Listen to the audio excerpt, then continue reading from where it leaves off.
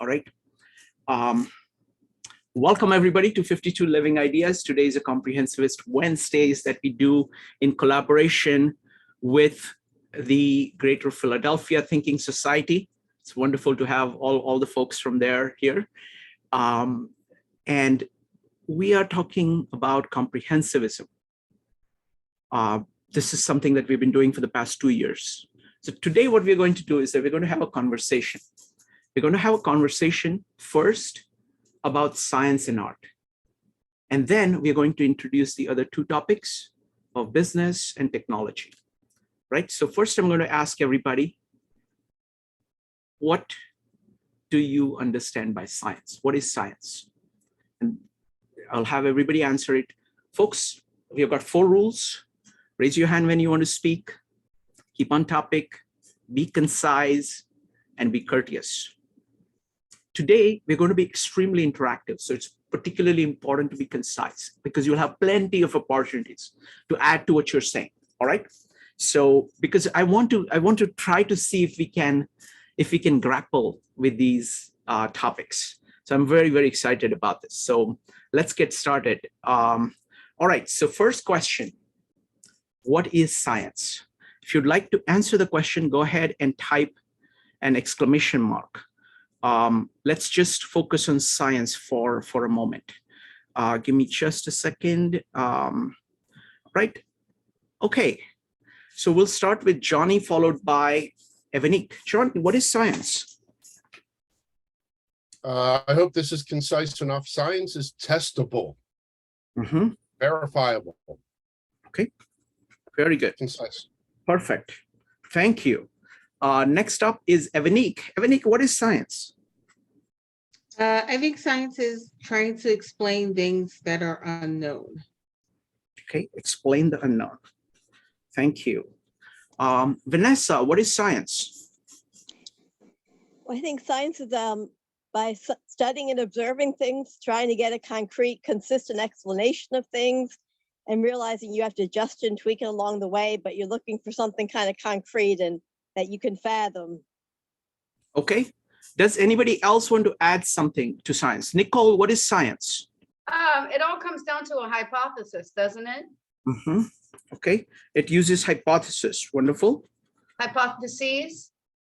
Excellent. Next up is Judy. Judy, go ahead. Science is curiosity, and it is also answering the hows and the whys of things. Wonderful. Answering hows and whys of things. Excellent. I like that very much. Hows and whys.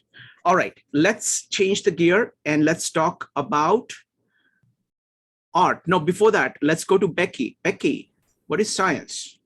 Science is a method to describe what is in objective, observable methods. Yeah. Okay. Just a second. Method, observable method. So I think the crucial point you're bringing in is that it is a method. So the science always involves some method. It's a systematic way of doing something. That's excellent. And it's the what is. Yes. And what is it is the focus, is the question. Excellent. Let's see here. I don't know whether this is a Zoom bomber, but I'm going to let them in anyway. Let's find out. Give me just a second. Hi, you. You, welcome.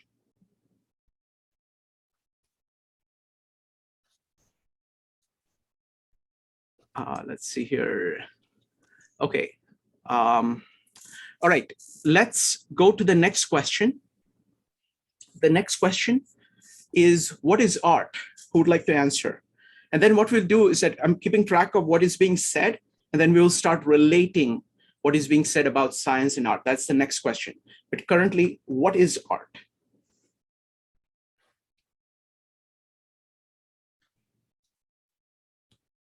We'll start with Nicole. Nicole, what is art? I think it comes down to beauty is in the eye of the beholder. Okay, thank you. Next up is going to be Evanik. Evanik, what is art? Art is an expression of what is inside of a person. Wonderful. Expression. The eye expression is inside. Good. Wonderful. Next up is going to be Judy, followed by Vanessa. Judy.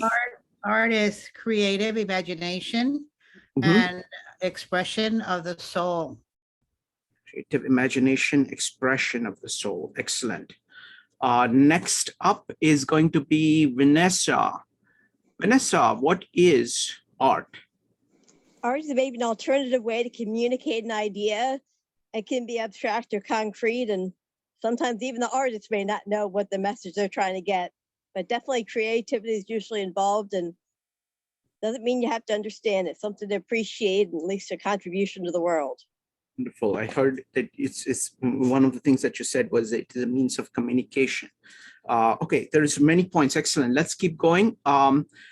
Johnny, what's art? Art, I'm going to connect to what Vanessa just said. Art is the expression or creation from a creative vision. So slightly less concise, and it's very hard to be concise about this subject, but it is when it goes from being an idea into a creative expression that is now shared. Wonderful, wonderful. So folks, what we're going to do soon is that we're going to start comparing science and art. That will allow us to use those kind of contrasting perspectives to see what, how they're differentiated. We'll discover many aspects of each of them. Joe, what is art and what is science? You did not answer what is science because you were not here. I know, I was late and I apologize profusely. I would say, science is understanding the natural world in a systematic way. Mm-hmm. And I would say when it comes to art, I like the idea that it's creativity, that causes an emotional response to someone in order for them to react. So I think I like what everybody else has said up to this point as well. Okay, very good. Thank you. Next, we are going to now start comparing the two. No, wait a minute. First, we're going to go to Becky. Becky, go ahead.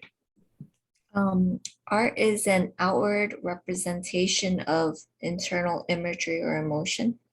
Okay. Presentation of internal.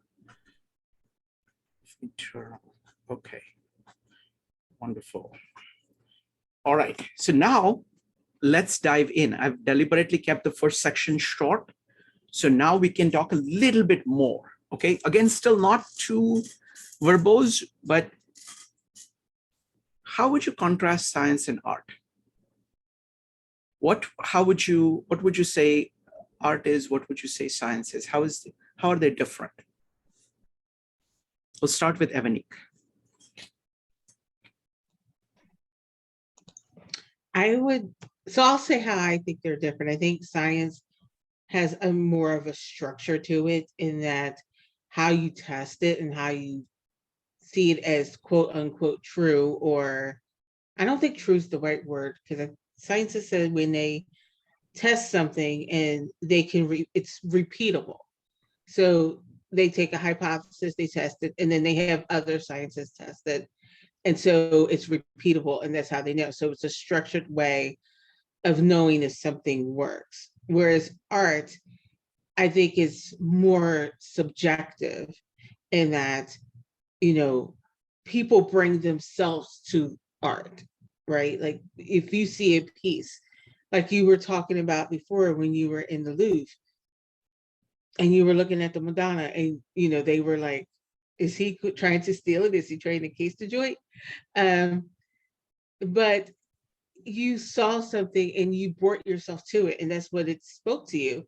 And some people would just walk by. But I think they're also very similar in that people, it's in a sense, they're both creative in different ways. Like science tries to find a solution to something, but they use very creative ways to do it. And it involves art in that, you know, they have to express it through pictures and sounds and words. So it is an expression. So I think it's similar as well, but I think those are the two big differences, that science is more structured and art is more subjective or experiential.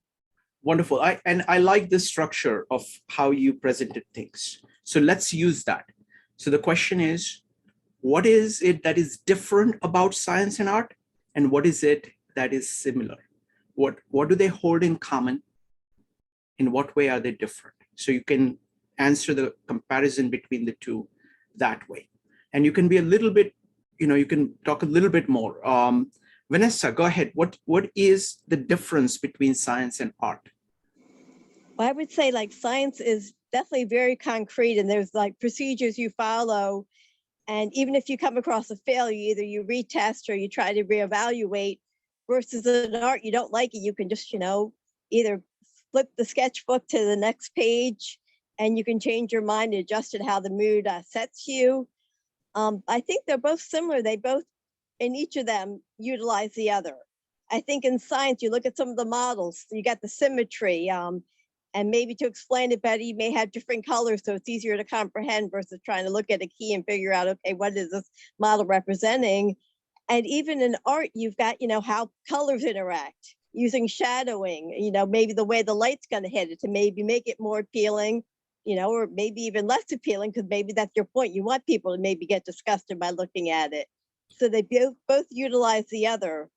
I think, like I said, the art, you've got more freedom versus, you kind of have a set of rules you have to stray within. And if you go a little bit outside the line, that may be okay, but you still may have to step backwards, either justify it or maybe pass the ball to somebody else to maybe do the dirty work, so to speak. Thank you. Thank you, Vanessa. Next up is Joe, Johnny, and Whitney. So I'm going to be very, very brief. I look at this as kind of the difference between the two is I think science is more geared towards the real. Mm-hmm. And I think art is geared more towards the ideal. Mm-hmm. So that's how I would say, that's how I would distinguish the difference. What they have in common is the creativity aspect of it, is that, so it requires imagination. They both require imagination and testing something. Very well put. Thank you. Thank you. Next up is Johnny. Johnny, go ahead. I'm thinking that science tends to be more planned, where art is more spontaneous in nature. And by the way, I'm also thinking of exceptions to every rule that I hear. It's like, yeah, but science is that. Yeah, but art is that. It's such a fascinating differentiation. Yes, absolutely. Absolutely. Excellent. Give me just a second here. Hold on. Next up is Whitney. Whitney, go ahead. Hi, I would say that I think science is more like humans trying to understand like the nature of reality and like, researching it, wanting to break it down to better understand it.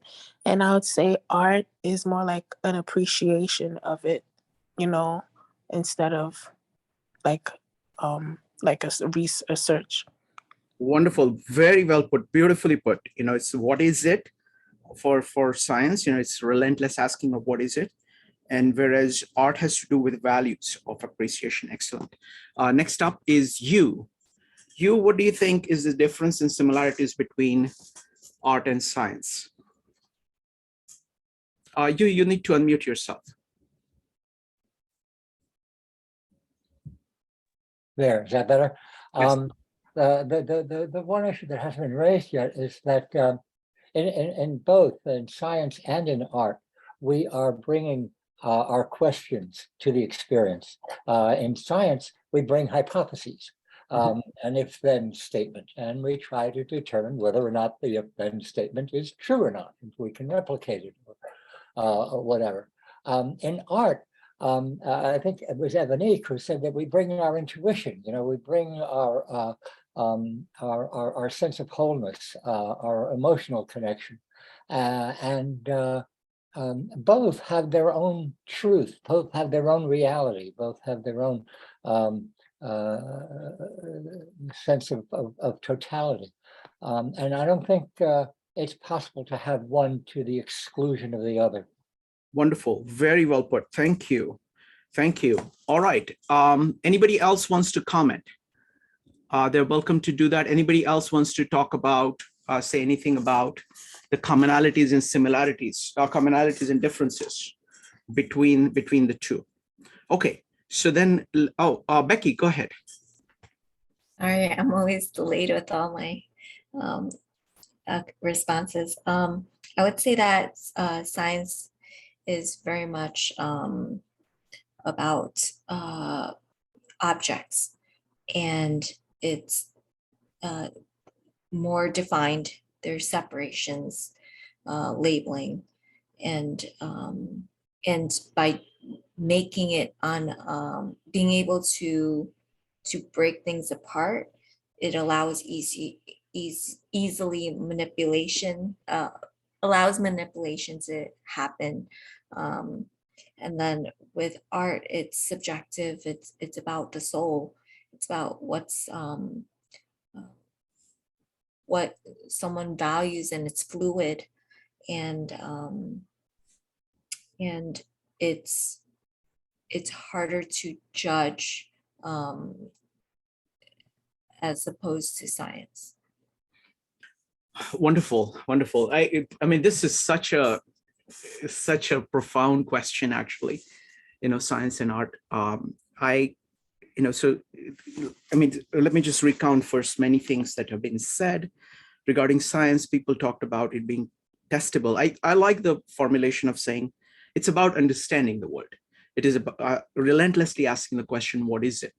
And you're doing it in a systematic way, in a methodical way, in a testable way. So there is a curiosity.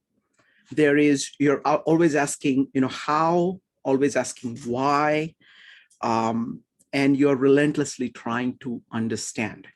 That is the that's what you're trying to do in science. You're asking the question, what is it? In art, the best way I can think of it is the distinction that Jordan Peterson makes, is that you can look at world as a world of things, or you can look at it as a forum for action. Art comes from the perspective of forum for action. Art is saying, what is important? What should you pursue? What is the ideal? What do I think about it? What do I feel about it? What do I need to do about it? So it is all about, I think, valuing is something that is there. So, people talked about the expressiveness, creative imagination. You have to communicate it. It's a creative vision.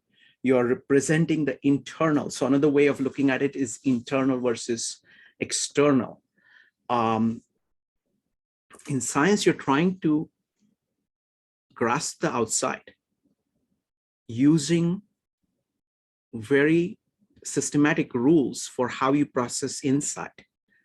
You have a certain method of operating. You're saying, okay, I think this is true, but this is still a hypothesis I need to test. So your loyalty is to the outside of saying, what is it? And you have to do a whole bunch of things inside to implement that.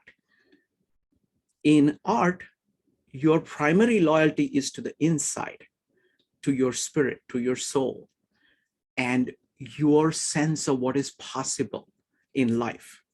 And then you are expressing it outside. You are expressing it through means of words, music, visual arts, but you're expressing it outside. And that outside, the product that you're creating actually captures something deep about the inside. So it is like the direction seems to be different. And both depend on one another. I think the best example of that is Leonardo da Vinci.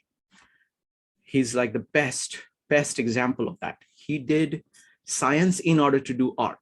He says, if you want to really see how a human being is and how it should be, understand how he is. That's the only way. Learn how to see in order to express what human beings can do. At the same time, he used art in doing science. He was tremendously creative in coming up with all kinds of innovative things in order to do science. So there you can see, I mean, I consider him to be one of the first scientists, a first modern scientist, and where you can see both of these together. And if you see actually great artists or great scientists, you will see that in them. Like you will see tremendous amount of creativity in people like Einstein, people like Newton.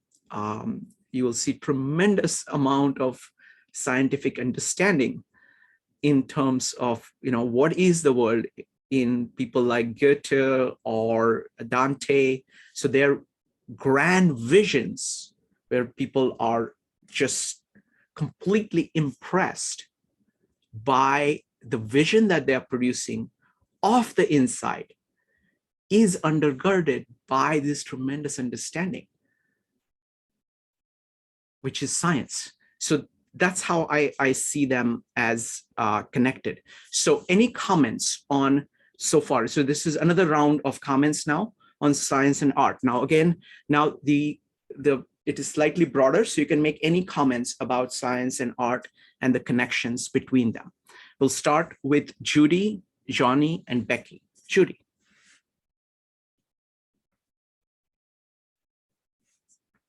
Give me just a second. I don't know whether hold on. Yes, go ahead, and you need to unmute, Judy. Okay. The more I think about it, the more I see commonalities.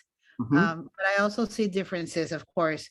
But I think it has to do with values, and I think Einstein said that. I don't remember exactly where, but I think he said something like imagination was more value oriented, and science or rationale was more methodological oriented. It had more method to it, and the other one had more values. That kind of made sense when I heard that. And then it also, but they both create awe, and they both create wonder. They both stem from a deep sense of curiosity and of forcing oneself to continue working and finding out and developing oneself and helping others. And it's just, they have a lot of commonalities. They're just, we can't live with either or. We have to have more and of science and art. Wonderful. I like the point about imagination. Mhm. Look at some of the great scientists, and you see a tremendous amount of imagination at work. Mhm. You need critical thinking. You need systematic thinking, but Mhm. that becomes part of you.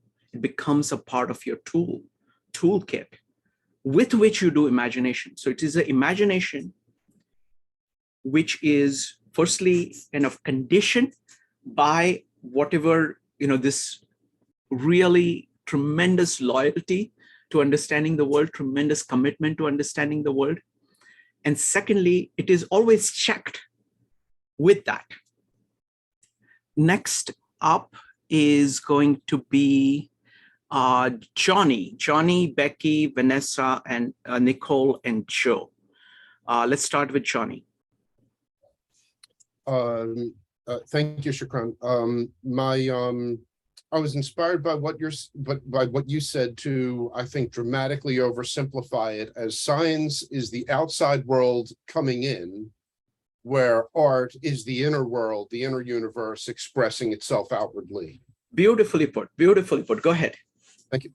Oh, okay. Okay. No, I really like that. Just to give you a preview of tomorrow. Tomorrow, I'm going to be talking about this. The topic is going to be the stages of life. This is by Carl Jung. We're going to be talking about kind of childhood, youth, middle age, and old age, and how things change over that. And the idea that I'm going to present is this idea. This is idea of Louis Sullivan. In his autobiography, he says life began to break in upon him. A continuous breaking in from the outside and breaking out from the inside was to shape his destiny. So that process, being true to both those processes, letting the world break in on you, acceptance of the world, and then the courage to create, to speak to the world, to create things in the world. And having that interaction is what creativity is about, both in science and art. You will find that scientists have tremendous courage, and so do the artists. Scientists have tremendous acceptance, and so do great artists. They have acceptance of very deep issues that most people don't want to actually acknowledge. And that's what makes their art great. Thank you, great point. Next up is Becky. I think that each discipline has benefit from taking the other into account.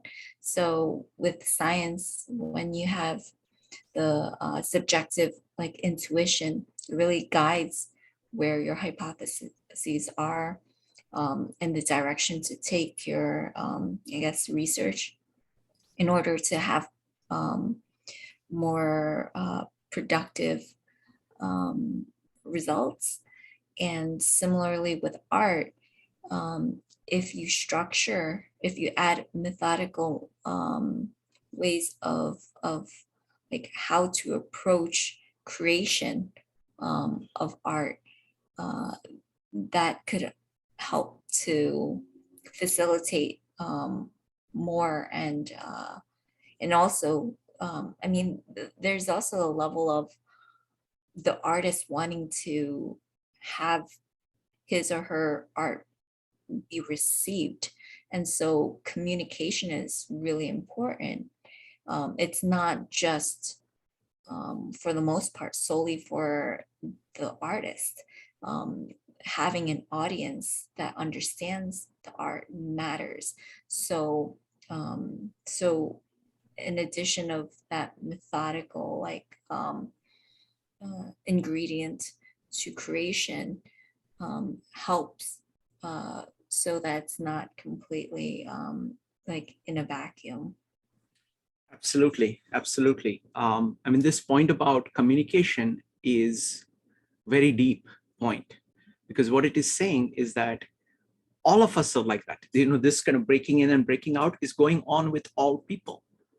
That is the nature of human beings. So when you are breaking out and when you're producing something, you want it to be accessible to other people. Because if that is so, then all such actions, all your activity of science and art doubles up, multiplies. There is network effects. And that is a crucial point of civilization. Civilization is built through that. Thank you, Becky. Next up is you, followed by Vanessa and Nicole. You. There. Yes, thank you. Only a few times in my life have I been in a place where there was no ground light. It was a night of a new moon. There were no clouds. And I was in a large open field where you could see the vault of the heavens. And it truly was the most incredible experience of my life. I'll never forget it. And those factors for me have only come together 2 or 3 times. But before the discovery of electricity, people lived that way every night. And how breathtaking their lives must have been to just walk out the door in all that darkness where you couldn't see your hand in front of your face, but you could look up and on the night of a new moon, and just see the vault of the heavens. It must have been awesome. Take a Mandelbrot set, for example. I hope everybody knows what a Mandelbrot set is. But is that science or is that art? And the Mandelbrot sets are awesome, just as awesome as seeing the vault of the heavens. In both instances, whether it's science or whether it's art, you have to have bring a certain amount of technique to the inquiry. You can't just do it solely with intuition. You may have to know how to draw or know how to compose words or music or whatever it is. And in science, you have to come to it with a certain basic knowledge. So I don't know that there's too much difference between the two. When you talk to a mathematician and try to understand how he perceives what his experience is, and you go to a painter, I don't think there's too much difference. Yeah, it's a great points. I want to respond to several. I would just want to follow up on several points, because now I'm going to get into kind of more conversational mode, so we can go back and forth on these ideas. So first point is that I think that at a great level, when you look at a great scientist, you see a great artist. When you see a great artist, you see a great scientist. Now, unfortunately, there are too many people of a lower order who use science in a mechanical way, or lower artists who use it in a mechanical way, who do not have this integration. So I think at the height level, at the high level, and at the true nature of science and art, this is absolutely true. The second point I want to make is that I really loved your description of the great open sky. But I think that is only a potential. Something of each of us have to do something in response to that. And if you do not do that in response to it, then actually nothing much happens. So like during the Middle Ages, there were so many people. They had this amazing sky above, but there are only a handful of people. Like you look at, and the proof I would present is that we've been doing a meetup on poetry. Some of these poets take something which is commonplace, which you have seen a million times, and they, by their own grasp of it, how they are breaking out in response to it, bring out the grandeur of what is being seen better than anybody else has done before.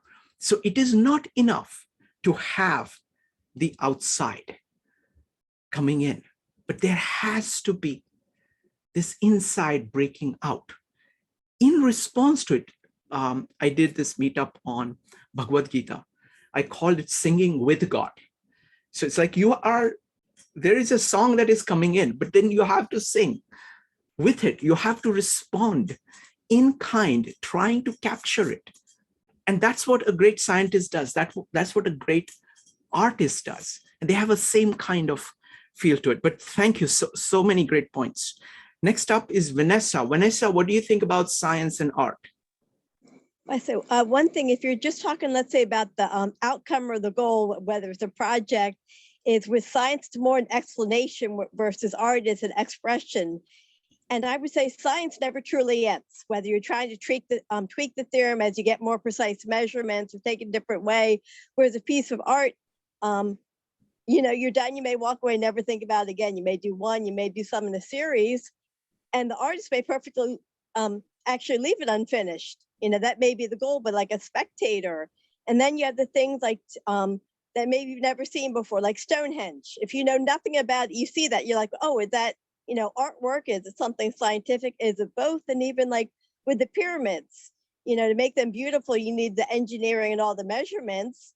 But also, I think there was a respect on the other side, showing respect for the dead, but you also need the science, with the preservation and having like a method to use. And artists also use the structure, but they're a bit different. It's more like the process. If you're painting a landscape, you have maybe a set things you're doing, the medium, maybe how you're going to structure it at the end to get a certain effect. So there is a structure, but it's very individual, and it may be vary from each piece of art to another, and it may be very dependent on the individual, but it does involves structure of some sort, but it's a little Wonderful. more flexible than rigid with the science. Thank you, Vanessa. Next up is Nicole. Nicole, what are your comments about science and art? Well, it reminds me of this morning when I went to Catholic Mass with my mother, and she wanted me to walk down the left-hand path and confess my sins. And I said, no, I'm going to go take the Eucharist. And I'm also reminded of a book that I bought from Steve Wolfram, A New Kind of Science. It was an expensive purchase for me, but I like fractal mathematics and sacred geometry and the Enneagram. Mm-hmm. I've lost my train of thought. That's all right. Let me go ahead and follow up on this. Thank you. So this idea that both you brought up and Nicole brought up about fractals, about this, sacred geometry, whatever you want to call it, Fibonacci numbers. It's all about discovering patterns in nature. And the place where art and science meet is that this is a pattern that is there in the nature. You're discovering a pattern in the nature. And when the pattern unfolds, it has a living quality to it. So it produces this incredible experience of living. You can see the life unfolding in front of your eyes. And you can see that in cell growth. You can see it in the growth of trees. You can see it in the growth of horns and shells in natural world. And similarly, things like the Mandelbrot pattern is all about that, of capturing the core pattern, which is a pattern of growth, so that you can see the growth perceptually and feel it, in addition to understanding it. So that's the sense in which the science and art comes together in these things. Next up is going to be Joe, followed by Johnny. Joe. It's weird because I'm like trying to think about what I'm going to say, and a lot of this, what I've felt, specifically the Louis Sullivan quote, is something that I was kind of thinking about. But one thing is that I look at as science as something where, again, you're kind of in this process. You're starting with you're kind of looking things from with a specific process in mind, and you're trying to get to a certain spot. Or whereas I think where the two come together is your imagination is you have an idea, and then you're using science to maybe prove that idea. So one is that you're kind of using a process to come up with a something that you believe to be true. But the imagination, this ends in mind that you don't necessarily know where it's going, is kind of I think is artistic in nature. It's kind of like it's spontaneous. It's something that kind of continually evolves. I know I'm not expressing myself clearly here, so I'm going to stop for a minute. That's fine. I'm going to add a couple of things. So one thing I would say is that when you actually look at the work of great scientists, you will see that they are equally creative regarding the process. So it's not that there is a process that they are using. They are actually trying to figure out, they're looking at nature and saying, what process? All my tools are not good enough. I think there can be a process here. So that's what, like when Newton is focused on trying to understand motion and discovers calculus, that's what he's doing. Some of the great scientists are always like Darwin. He's breaking new ways of thinking. He's breaking new ways of making sense of so much data. How do you put it together? So in that sense, he's continuously evolving, developing the process. The same thing with a great artist. Art is not given. You learn all the processes of art, And then you are continuously trying to experiment and coming up with new things. Also, I don't think the distinction between finished and unfinished is true between science and art.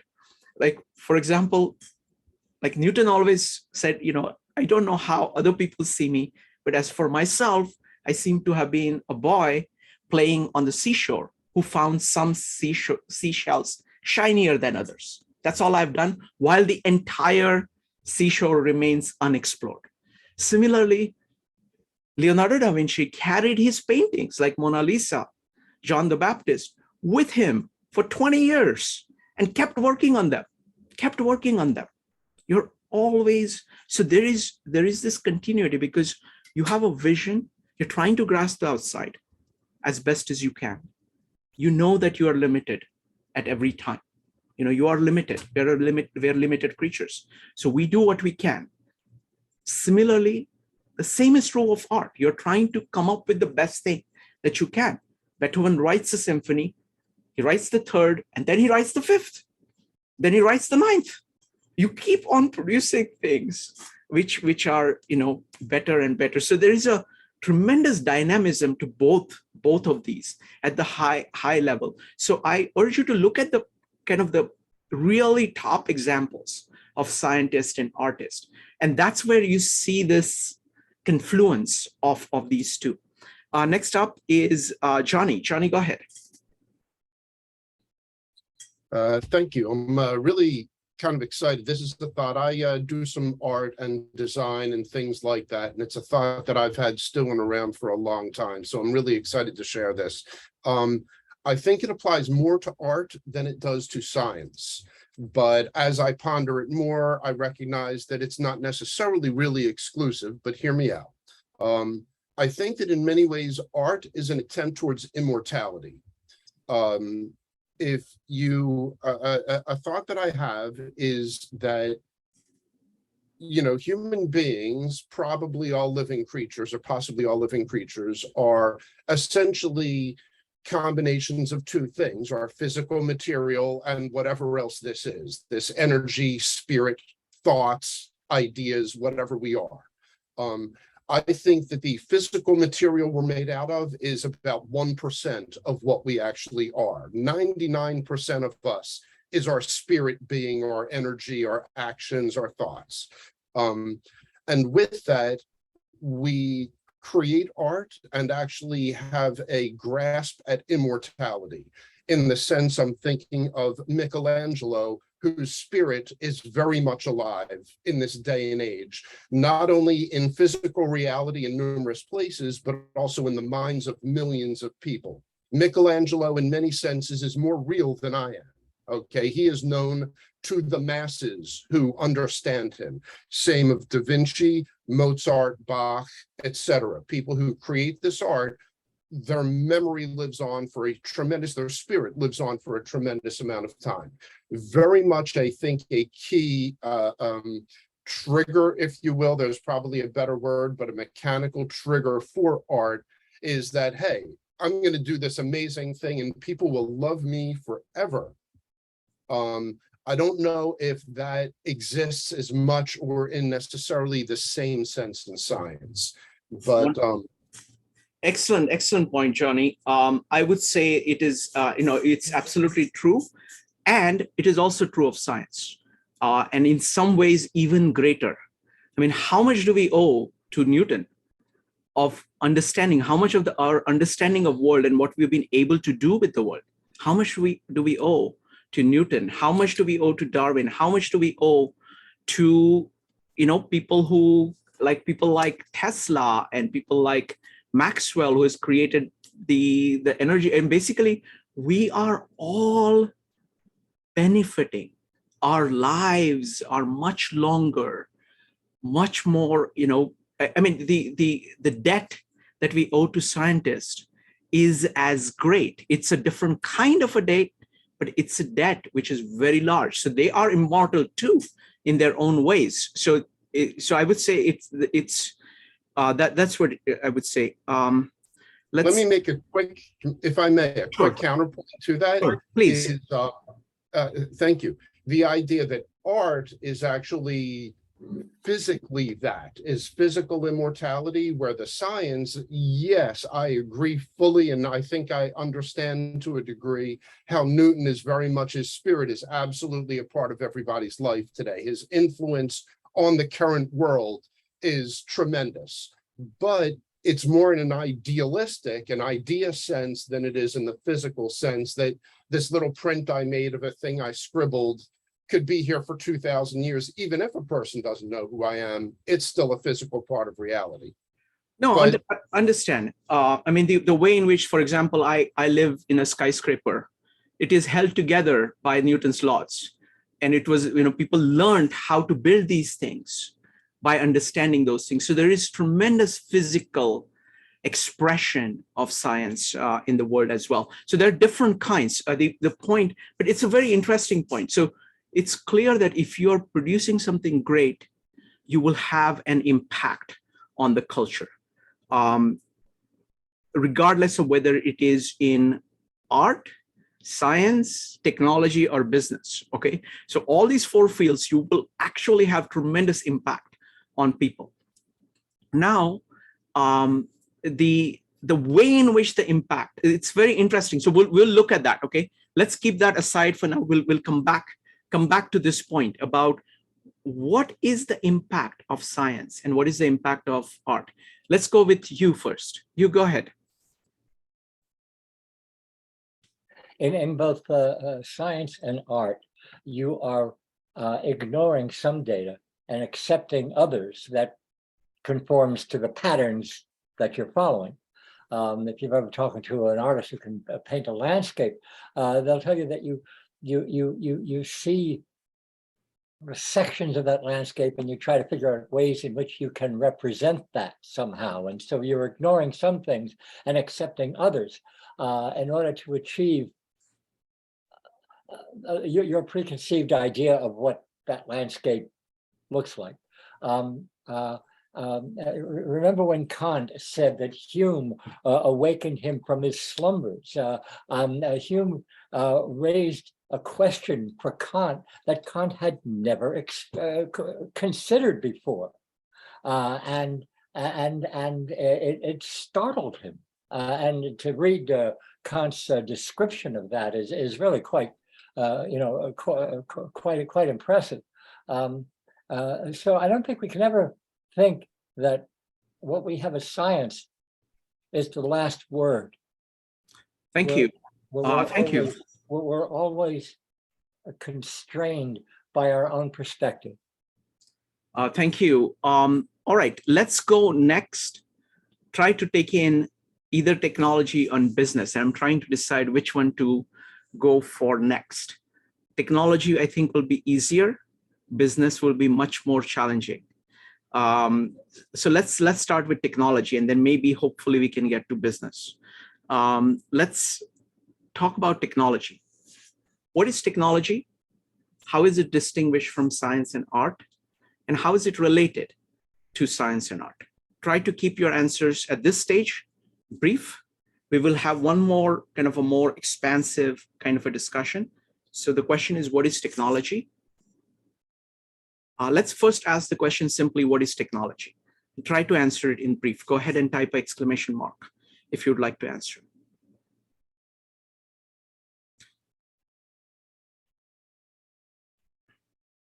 We'll start with Joe. Joe, go ahead. Technology is a tool that is developed through the use of science. So that's Very good. tool. Yeah. Vanessa, briefly, what is technology? I mean, a tool or some sort of object that we can manipulate the world, maybe making life a bit easier that we didn't have before, way to maybe improve life and try something new. So it's an actual apparatus, something like you can hold in your hand or manipulate versus just thinking about. Wonderful. Nicole, what is technology? I think technology makes the world go round. Okay, very good. Anybody else wants to add? What is technology? Johnny. I just decided to look it up out of curiosity. Sure. And so I'll, credit the Goog with this one, but their answer, which does make sense, the application of scientific knowledge for practical purposes. That was the Thank you. application. Yeah, you're welcome. Thank you. Next up is Evanique, Becky, and Whitney. Evanique, what is technology? It's a tool that makes your life easier and more efficient. Wonderful. Thank you. Becky. So everyone's saying it's a tool, and I don't disagree, but like our association with the word technology is something of modern. It's something that because, for example, my cup is a tool. And I guess it's debatable whether or not we call it technology, but it could be quite high tech if it had special functionalities that were modern, created with what's available via science today, rather than I don't know, like a hammer. So I would add that connotation, that it is a tool, but really it's like our modern medium in order to achieve something. Wonderful. Thank you. Next up is Whitney. Whitney, what is technology? It might sound a bit silly the way I think of it, but to me, technology is like the beginning of magic in a way. It's like the most, like the application of science to help us live our lives better. But like in the early forms, I feel like eventually technology will get to a point where everything will look like it's just done magically. I don't know. Wonderful. Thank you. Thank you, Whitney. Like a lot of technology looks like that. Thank you. Next up is going to be Judy, followed by Johnny. Judy. Technology is tools. It's applied science. It's information and thinking at its best. I think it's wonderful. I love technology. Wonderful. Next up is Johnny. Johnny, go ahead. Looked at this from an etymological standpoint and thought technical knowledge. It's spelled out. It's technical knowledge. And Wonderful. I guess we use it as the application thereof. Excellent. Excellent. All right. So now, wait a minute. You go ahead.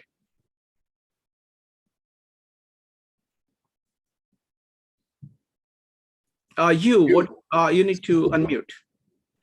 There. Technology is using scientific ideas for a specific purpose. Some of you may remember what it was like working in a DOS environment with computers, and then all of a sudden Windows appeared, and it was a breakthrough of enormous magnitude. It allowed for possibilities that people were only beginning to imagine. Read the biography of Nikola Tesla and see the vision that he had of what the possibilities were for electricity. He imagined cell phones, for example, and that's what technology is. The potential that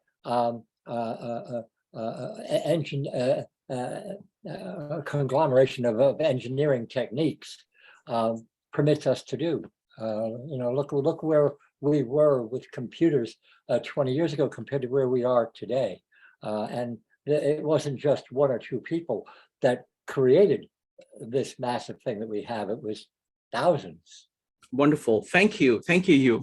Now what we're going to do is that we are going to try to use contrasts in order to get more close to what technology is.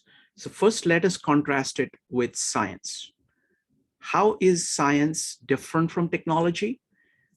So the same question, like the way in which Evanique put it, what is it that is what differentiates science and technology, and what is it that is common to it? Go ahead and type an exclamation mark. I want to actually make a comment before that. If you look at history of technology, a lot of technology was done by tinkerers without any science background. Like Industrial Revolution, most of it took place by people just trying to do things better, kind of ground up. So there is a lot of ground up development of technology, because technology is know-how. It is, and people can learn that by just working at things and trying to observe and trying to come up with tools for doing that. So so just wanted to make that point. And please go ahead. What is the similarities between science and technology, and what are the differences? Becky, you're first this time. Wonderful. Go ahead. I would say science is more of a method or an approach, and technology is a medium for enablement or accomplishing something. Can you repeat that? I'm sorry, I missed that. That science is more of a method or an approach, and technology is a medium for accomplishing something. Wonderful, thank you. Anybody else wants to comment on science and technology? We will start with Laura, followed by Nicole. Laura, what is the difference between science and technology? Okay, science is content-based and technology is an objective environment that's empty. So I don't see any similarities really, because I think they're very different domains. I think science can use technology. Technology doesn't use science. I mean, we use technology as a tool for things. Science is knowledge. Technology has no knowledge itself. So that's how I feel about it. So thank you. Next up is going to be Nicole, followed by Vanessa. Nicole, what are the similarities and differences between science and technology? Similarities between science and technology, I would say the difference is I don't really understand that there is a difference. Is there a difference, Shrikant? Yes. What is the technical difference? The difference is science is focused on understanding something. It is relentlessly focused on asking the question, what is it? What is it? What is it? Once it has discovered that, it asks the next, what is it? The technology is all about transforming the world to make it better for human beings, to make things better. So it is all application driven. And it is something, it can be based on science. So we're talking about methodology versus technology? It is, the goals are different. Science is, the goal of science is understanding. The goal of technology is to make the world better. Make lives better. What? Are you sure? I think so. What are your questions? I mean, are we talking about politics or are we talking about science and technology? Technology. So technology, like for example, when you have a technology like the chair, it makes you more comfortable. I mean, don't get me started on China. Okay, that's fine. Let me not do that. Let's go to Vanessa. Vanessa, go ahead. I would say I think science can lead to technology. I think technology is more like applying maybe what you've discovered. But in some cases, you can just be trial and error, like a kid playing around finds I can't remember. I think it's the 6 simple tools, like the pulley. You've got the lever. It's been a while since I had that science course, but sometimes you're trying to get something to work. You don't need the rules and the comprehension like you may, but you are using the the trial and error, kind of like you're experimenting there, not looking for an explanation. So and sometimes the technology that may be stumbled upon can then maybe lead to science. Someone may be observing like, oh wait, let's study this further. Are you talking about Yemen? Thank you. No. Nicole, you have to type exclamation mark to talk. And we are not talking about politics. We're talking about science, art, technology, and business. Next up is Joe, followed by Judy. Joe. Yeah, I think science is just basically it's a way of observing the world and understanding the world, and it's a process for understanding the world. Whereas, I mean, technology is something that we use to accelerate that process and to facilitate that process. So, you know, software is used in order to help us compute things faster. You know, tractors are used in order to help us plow things, or, you know, to do things a little bit more quickly, but it doesn't necessarily explain how things grow. And, you know, so I think that it doesn't help our understanding of reality at all. So I think it helps cultivate reality. Thank you. Thank you, Joe. Barbara, did you have a comment? Well, I was thinking that perhaps technology is the utilization of scientific discoveries. A lot of, computers were made knowing how electricity works. You couldn't do it without it. Thank you. Thank you, Barbara. Next up is Judy, followed by Johnny. Judy. I think science and technology go hand in hand, and both can be implosive or explosive, and both are they're the bottom line of inventions and new things and results, and it's just, you know, wonder. They're cufflinks. They're great. Wonderful. Thank you. Next up is going to be Johnny. Johnny, go ahead. Thank you. I'm sort of piggybacking on what Judy and Laura both just mentioned, that was thinking about how if you're trying to develop a new technology, you're going to use science to do that. So science becomes a technology in that it's a tool you're using to develop technology. If you're making an iPhone and you want to make the glass harder, then you're going to use science to determine what makes glass hard and what makes it brittle, and how do we draw the line between all of these things and make it cost effective. Oh, now we're getting into business, but it is, they both cross over in that way. Wonderful. So now let's go into business then. So the question is, what is business? We'll start with that, and then we will go into connecting business with science, technology, and art.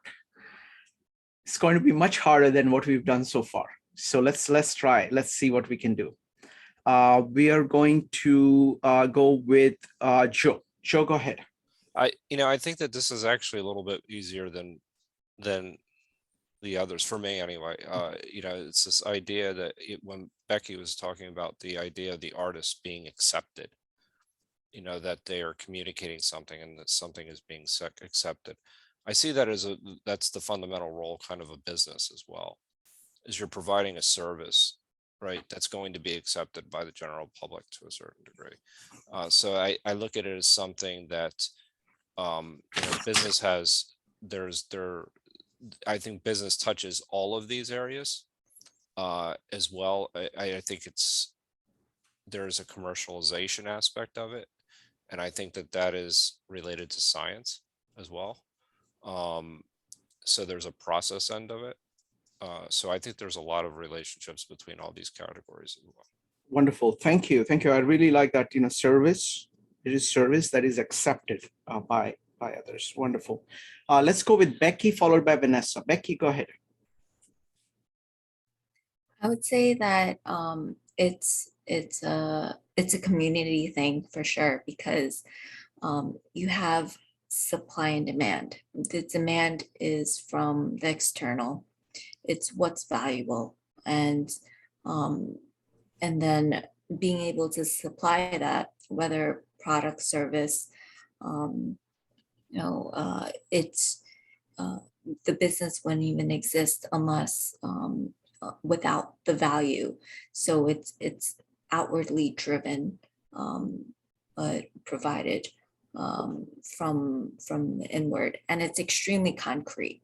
So it's I guess I take that back. You can still sell consulting services, but it has to be in reality. It has to come to fruition for it to succeed.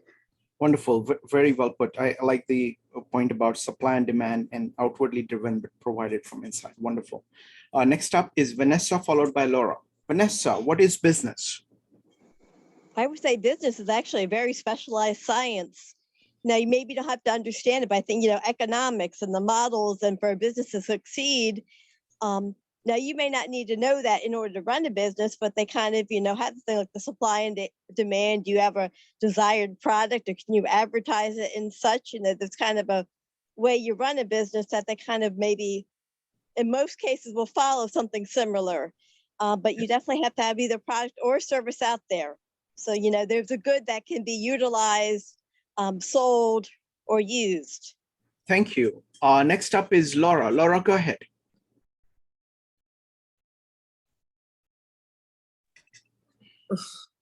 Excuse me. Laura, what is Okay. business? All right, here's an example of real world kind of thing with business and science. No, not real or not example. What is business? Business is, supply and demand of a product, let's say. Wonderful. And so science, I mean, you may have a situation in the world, look at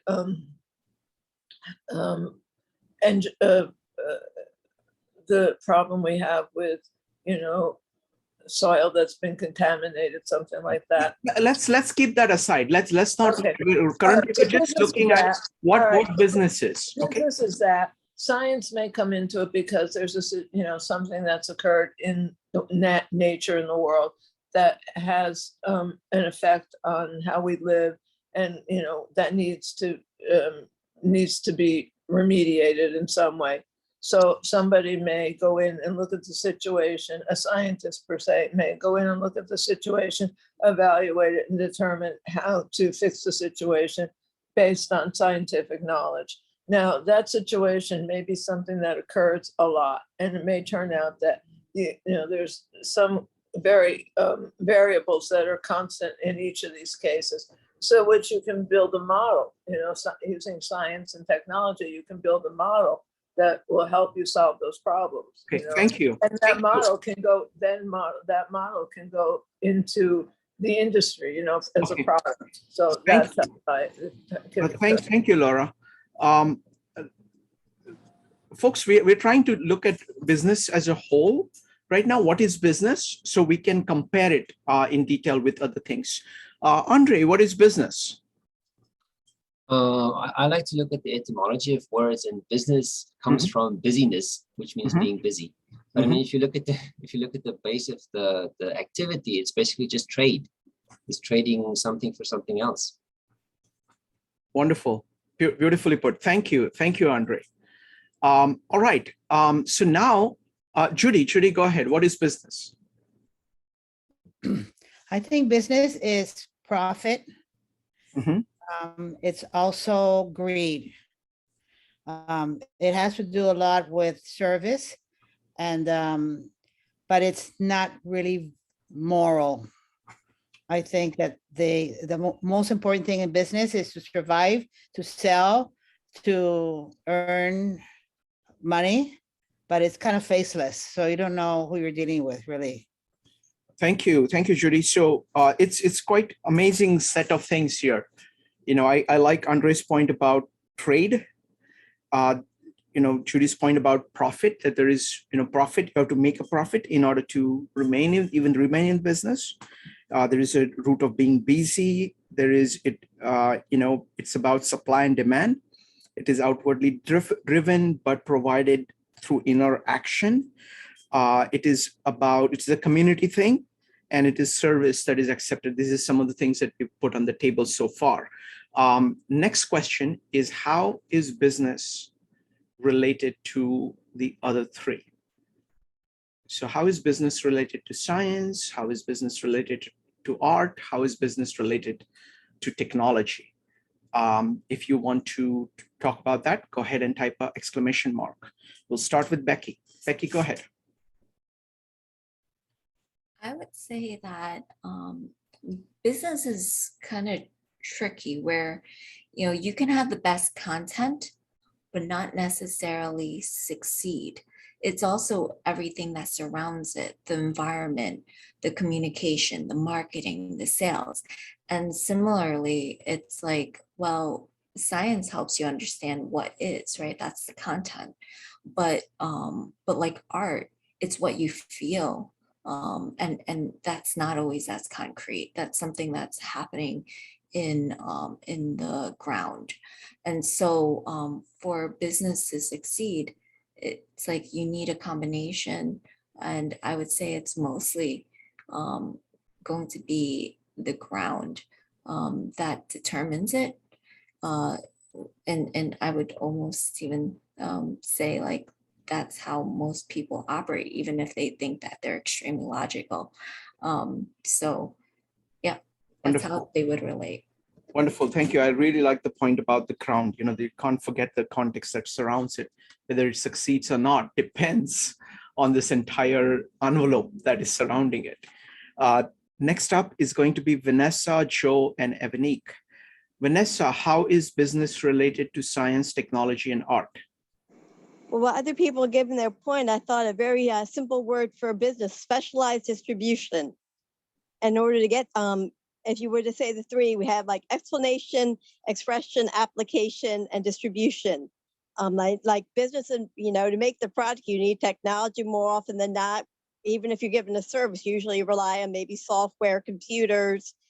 So I think they all somehow are interrelated. In some cases, you may only use one of those, but if you look at the process, the whole, there are different players and each has their role, and some maybe utilize all four of those. So I think they are definitely intertwined. And the more you think, oh no, this doesn't involve such and such, someone can say, well, wait a minute, if you look at this, in order to get that, you needed the procedure, you needed someone thinking, or maybe just looking at a piece of art inspired you to think outside the norms.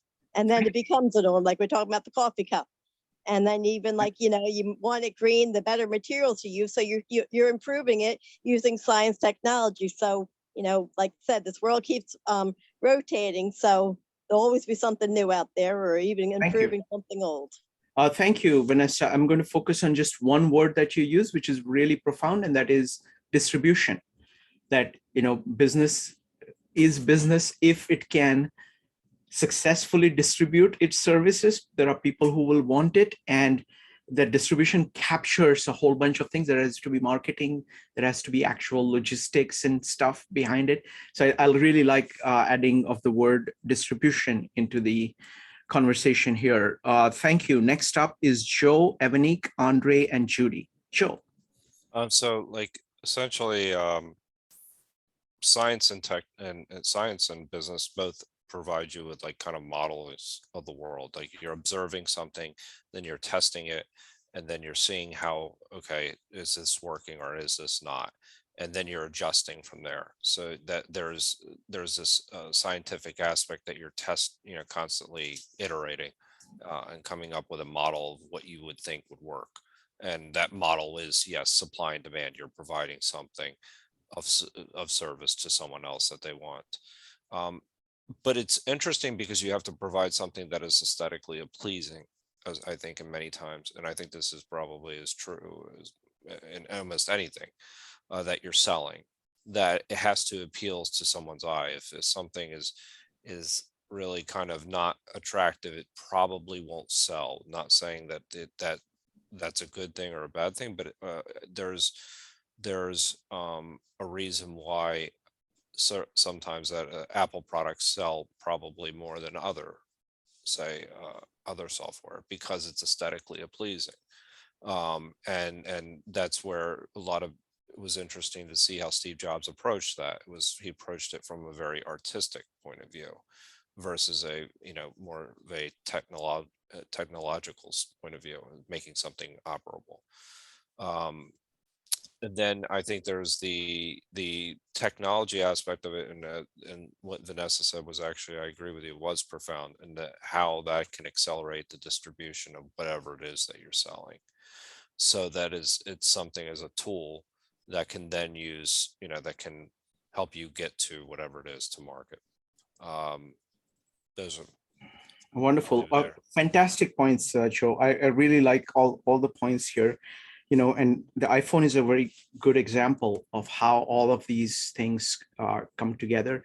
So there is science involved in kind of measuring everything, both like you can look at just the sheer, the form ratio, you can look at the strength of materials. You can also, all the measurements that go behind of trying to say, okay, how much are we selling? Where are we selling? How do we move things? In what quantity? Where do we manufacture them?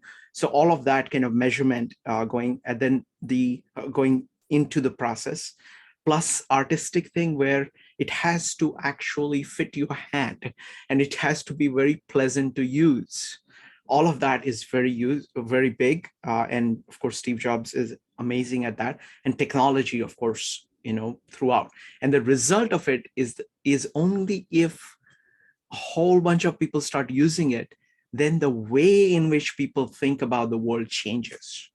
And what possibilities, like with the cell phone, with the iPhone, there were phones before, there was internet before on phones, but they never got to a place where you almost regard it as a part of you. Like if I don't have my phone with me, I think I'm missing a part of me. It's kind of integrated into how you think, how you operate, and to get to that level, all of these things have to come together. Wonderful example. Thank you, Joe. Next up is Evanik, Andre, and Judy, and Laura. Evanik. Yeah, I see business. I see all these four related is that it's culminating in business. And I say that because I think, of business in its most basic terms, it's an exchange of something. Somebody else already talked about it. But it's an exchange, like it's either a trade, like I do this service for you, you do this service for me, or I will pay you to do this service and you will do the service, or I'll pay you for this product. But there's some type of exchange and there's some type of mutual agreement.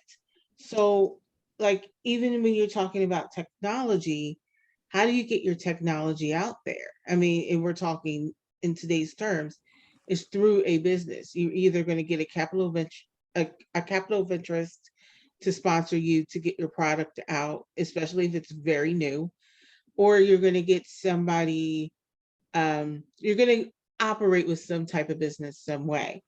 Art, even if you're like just want people to enjoy your art, and that's wonderful, you're still going to have a place to display it. Now, it could be something as simple as a corner where you may pay for a permit from the city to display your artwork. It could be absolutely free. You could sell it. Some people I always think of musicians in Philadelphia that are performing on street corners and they're depending on tips, but that's an exchange, right? So I always think it always comes back to business and science. When we're discovering science, where we're discovering something, you need a sponsor, you need somebody that's going to fund it. And that is a business transaction. So I think we live, and we have always lived, in a transactional world. Even when money wasn't used, it was bartering goods. You have a certain good I want, I have a certain good you want. Let's exchange.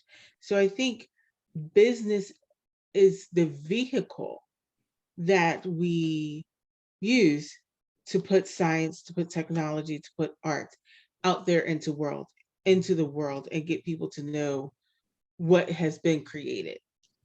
Wonderful, beautiful point, Evanik. I think that's absolutely true. I think because what a transaction means, that both parties think that it is worth their while. Both parties think that they are better off as a result of doing the transaction. So it is a value exchange. It is creation of value and actual exchange of value. And that is fundamental to progress of science, to progress of art, to progress of technology. So in that sense, I think that's a fantastic point. Thank you. Next up is Andre, Judy, Laura, and Nicole. Andre. Well, just to get back to the simpler point in business being trade, you can trade basically anything, which would be art, science, and technology. But at the moment, currently, it seems that business is the lubricant, which makes all of the other three go. So without business or money, to get to the bottom of it, there would be no science, art, or technology, recognizable anyway. So it seems like if there isn't money behind something, it doesn't grow, unfortunately. Wonderful. Give me just a second here. Hold on. Okay. Wonderful. Thank you. Thank you, Andre. Great point. I really like yours. I think pointing out, and it's a very simple point, but very profound point, is that trade. Somebody has a service or a product that they've produced that somebody else wants. And that process of trade is the one that is actually going to build up. Because what happens is that whenever an exchange is successful, both parties gain. Give me just a second here. Both parties gain as a result of that. Let me just a second. Okay.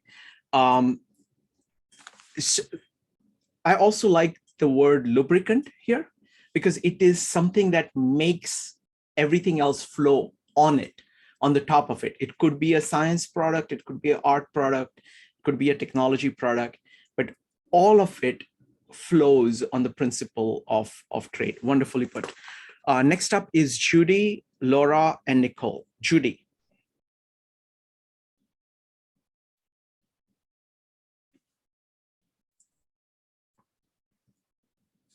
Judy, you need to unmute.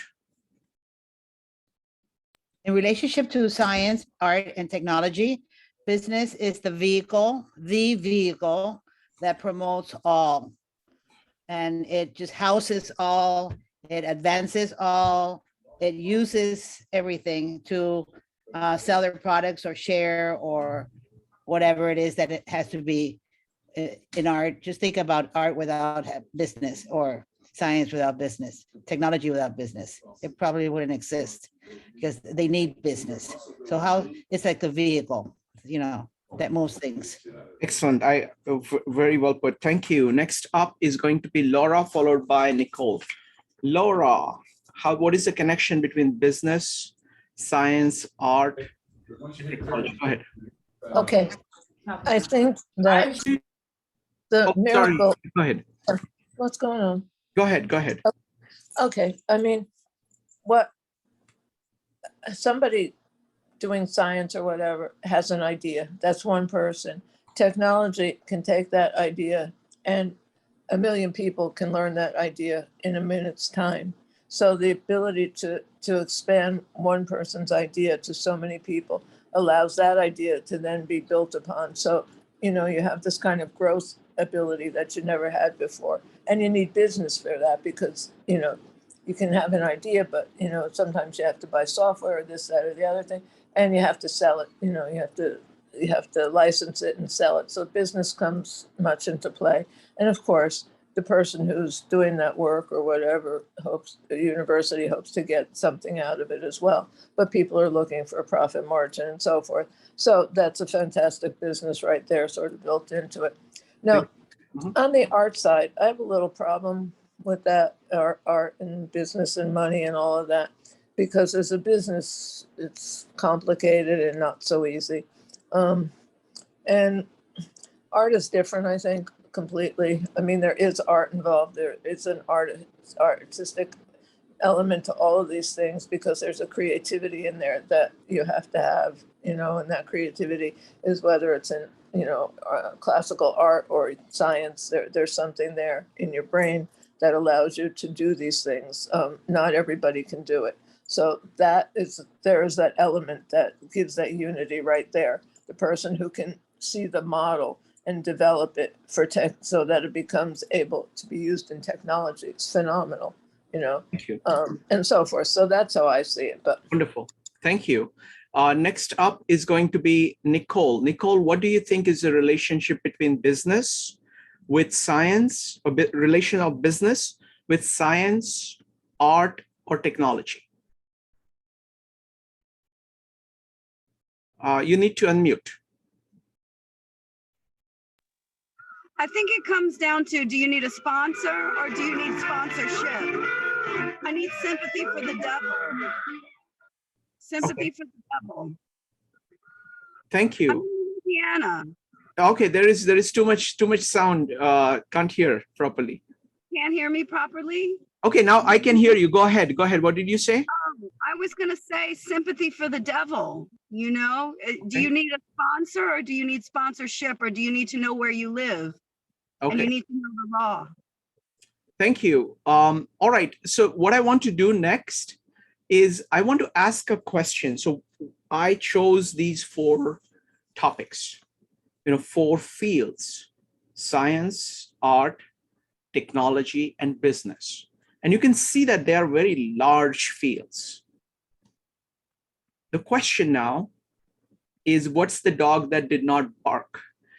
Are there any other concepts that you want to put, any fields that you want to put right next to these in order? So think of them as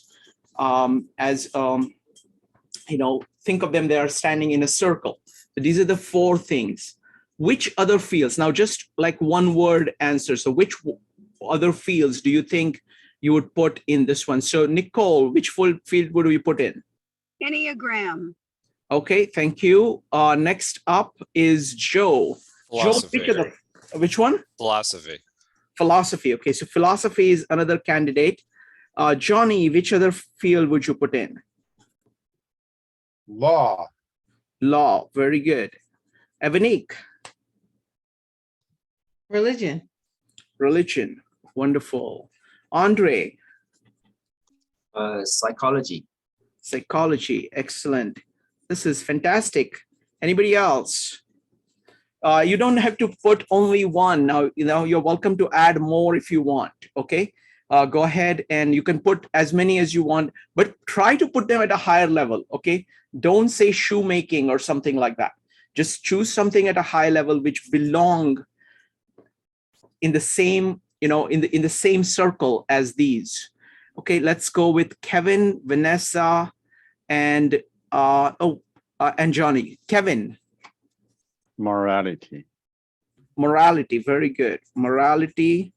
Next up is Vanessa. I would say perhaps like history. History. Okay, what else? Law. Okay.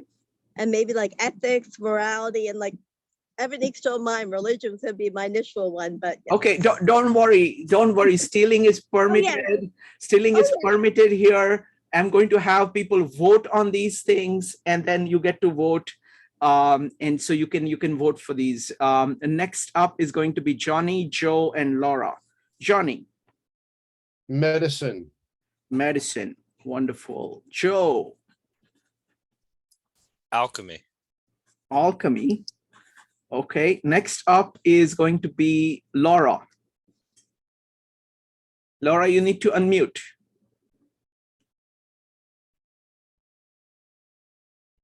Well, economics. Economics. Wonderful. Thank you. All right. This is fantastic. Okay, so now I'm going to go ahead and try to have you vote. So we got, I'm going to, Joe, I'm going to eliminate some of them. I think medicine is a kind of a technology, so I'm going to keep that aside. Alchemy is not at this level. I don't think it's at that level, so I'm going to keep that aside. Becky is systems, right? You're saying systems? Go ahead. Yeah, dynamical systems. Like Okay. that change over time with Okay. interactions. I'll just call it systems for now. All right. So let's put, I'm going to keep those aside. So I'm going to put philosophy, law, religion, psychology, morality, history, economics, and systems. Okay, 1, 2, 3, 4, 5, 6, 7, 8. All right. So let's see now how to proceed. I want to see which ones should be. Let me give me just a second. Okay, I'm a little slow here. I don't know how to deal with these things. So let's do one thing. I'm going to name one of them, and you can vote by putting an exclamation mark or something, just one thing in the chat for it. And I want to count the number of votes, and then we'll go from there. Philosophy, going once, going twice. You can go ahead if you want. If you want, I think philosophy belongs in this. Okay, how about this? Okay, let's make it easier. Let's make it easier. We got 1, 2, 3, 4, 5, 6, 7, 8. It's only 8, okay? And you get to pick 3. Okay, you get to pick only 3. All right, so I'm going to read them out, and then then I will call upon you and you choose which ones. You can, if you want, you can write them out. You can think about it for a minute, okay? Here is the list. Again, please use pen and paper. If you can't, it's impossible to keep these things in mind. At least I can't. Philosophy, law, religion, psychology, morality, history, economics, and systems. Okay, again, I'm repeating. Philosophy, law, religion, psychology, morality, history, economics, and systems. You can choose up to 3. So I'm going to count. You can you can either do this or you can say it on live, whichever one. So I'm recording the votes here. So Andre has voted for philosophy, psychology, and systems. Becky is psychology, systems, and morality. Anybody wants to vote? I recommend everybody vote. You can talk. Evanique, what are your votes? My votes are philosophy, psychology, and religion. Religion, okay. Kevin has morality, philosophy, and law. Johnny, we are going to post the YouTube video on our YouTube channel, 52 Living Ideas. It'll be all there. Next up is Joe. Joe is philosophy, economics, and religion. Okay, does anybody else want to vote? You can either type exclamation mark to talk, or you can type it in the chat. Vanessa has history, philosophy, and law. Go ahead, Laura.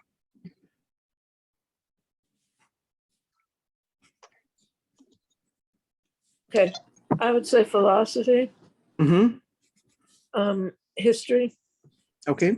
and systems. Yes, thank you. All right. Next, Johnny has only 2. Johnny likes only 2. How come, Johnny? We got law and philosophy. Okay, that's fine. All right. Last chance. Going once, going twice. Go ahead and type exclamation mark if you would like to call it out, or if you would like to type it in, you can go ahead and type it in. I'm going to start collecting everything. Philosophy has 8 votes. So philosophy is 8. Psychology has 4. Law has 4. Systems has 3. Morality 2. Religion 2. History 2. And economics 1. Okay, so there is a clear winner, and that's philosophy, and there is followed by psychology and law. So let's do in some ways, like, morality, religion is kind of covered in philosophy. History and economics is not covered properly. But so I think it looks like philosophy is by far the most popular one. So let's do the same thing for philosophy. Okay, so we're going to go through, ask the question, what is philosophy? And then how is philosophy related to science, art, technology, and business? Okay, actually, that's a fantastic question. So first question is only what is philosophy? Try to be very brief. We are coming to let's see, what time is it? 37. That's all right. Okay, so we are in good time, so we'll be able to wrap this up very nicely. So first question is simply, what is philosophy? Go ahead and type an exclamation mark if you would like to answer. We're going to start with Andre, followed by Johnny. Andre. Philosophy is just basically a system of thought, as far as I know. So it underlies, I think, all of the other three.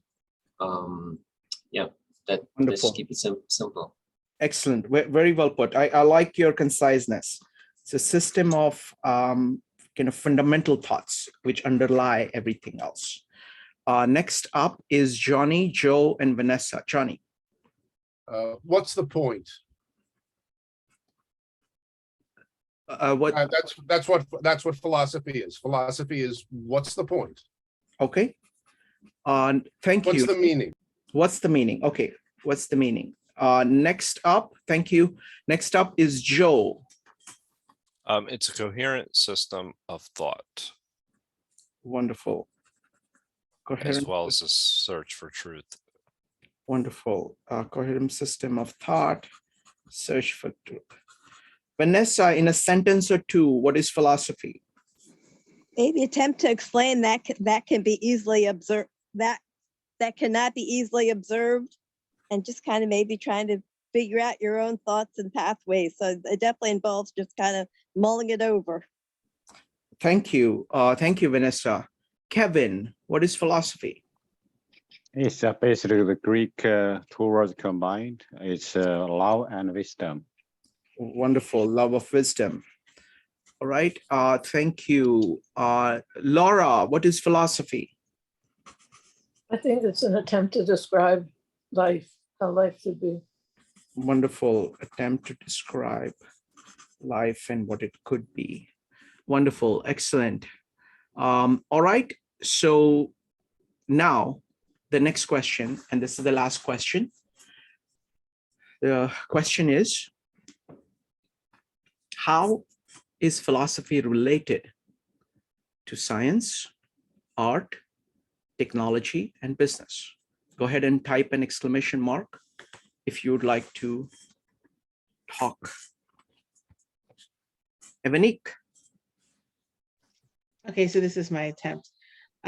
If philosophy is like a system of thought, then I think it's essential to all of the others. It's essential to business. You know, business usually calls it a vision or a mission, but it's a philosophy. It's like, what is the purpose?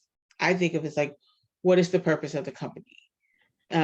So I think it's philosophy in that sense. I think in terms of technology, you know, the philosophy there is, you know, how do we make life better for people? You know, how do we make it more efficient? How do we make life easier for people? I think in terms of art, it's very personal. It's an expression. And I think it's a personal philosophy. I mean, that it could express like a philosophy like Stoicism, but I think it's more of a personal philosophy. And I think in science, philosophy, I look at it strictly as philosophy is a way of thinking for scientists. So they're trying to prove, in a sense, what science tries to prove if what they're thinking is true or is it false. So those are my attempt. Wonderful. Excellent. Excellent. So what you're saying is that it is a system of thought that underlies everything. So everything kind of rests on it in various ways. Wonderful. Next up is Vanessa, Joe, and Andre. Vanessa, what do you think about how philosophy relates to these four? I think philosophy helps you plan out the journey. It's like maybe a roadmap. And by going through there, you know, maybe the desires, the wants, what matters to you, maybe on the individual level. And I'm going to expand upon like what Evanique said, maybe the vision is more for the society or the culture as a whole. But like the roadmap and the desires are more on the individual level, but the vision is maybe for a larger group. I think it's the means to get there. Like I said, you have to know what you want before you go after it, or what you don't want. Wonderful. Thank you. Thank you. So the point that you emphasized is that it gives you the goal. It gives you the, you know, where you're going, the meaning, of meaning behind what you're doing. Next up is Joe, Andre, and Laura. Joe. So a philosophy gives you a set of values, which enables you to have a set of principles from there. And then once you have those principles, actually, you can start to set goals and objectives, and you can start to take action in the world. So the way I look at this is then, from a strategic perspective, you look at things as, why am I doing this in the first place? And that's what philosophy is. I think, I forget who maybe asked the question as to why or mentioned it, but I think why am I doing this in the first place? Then, I think science starts to say the how.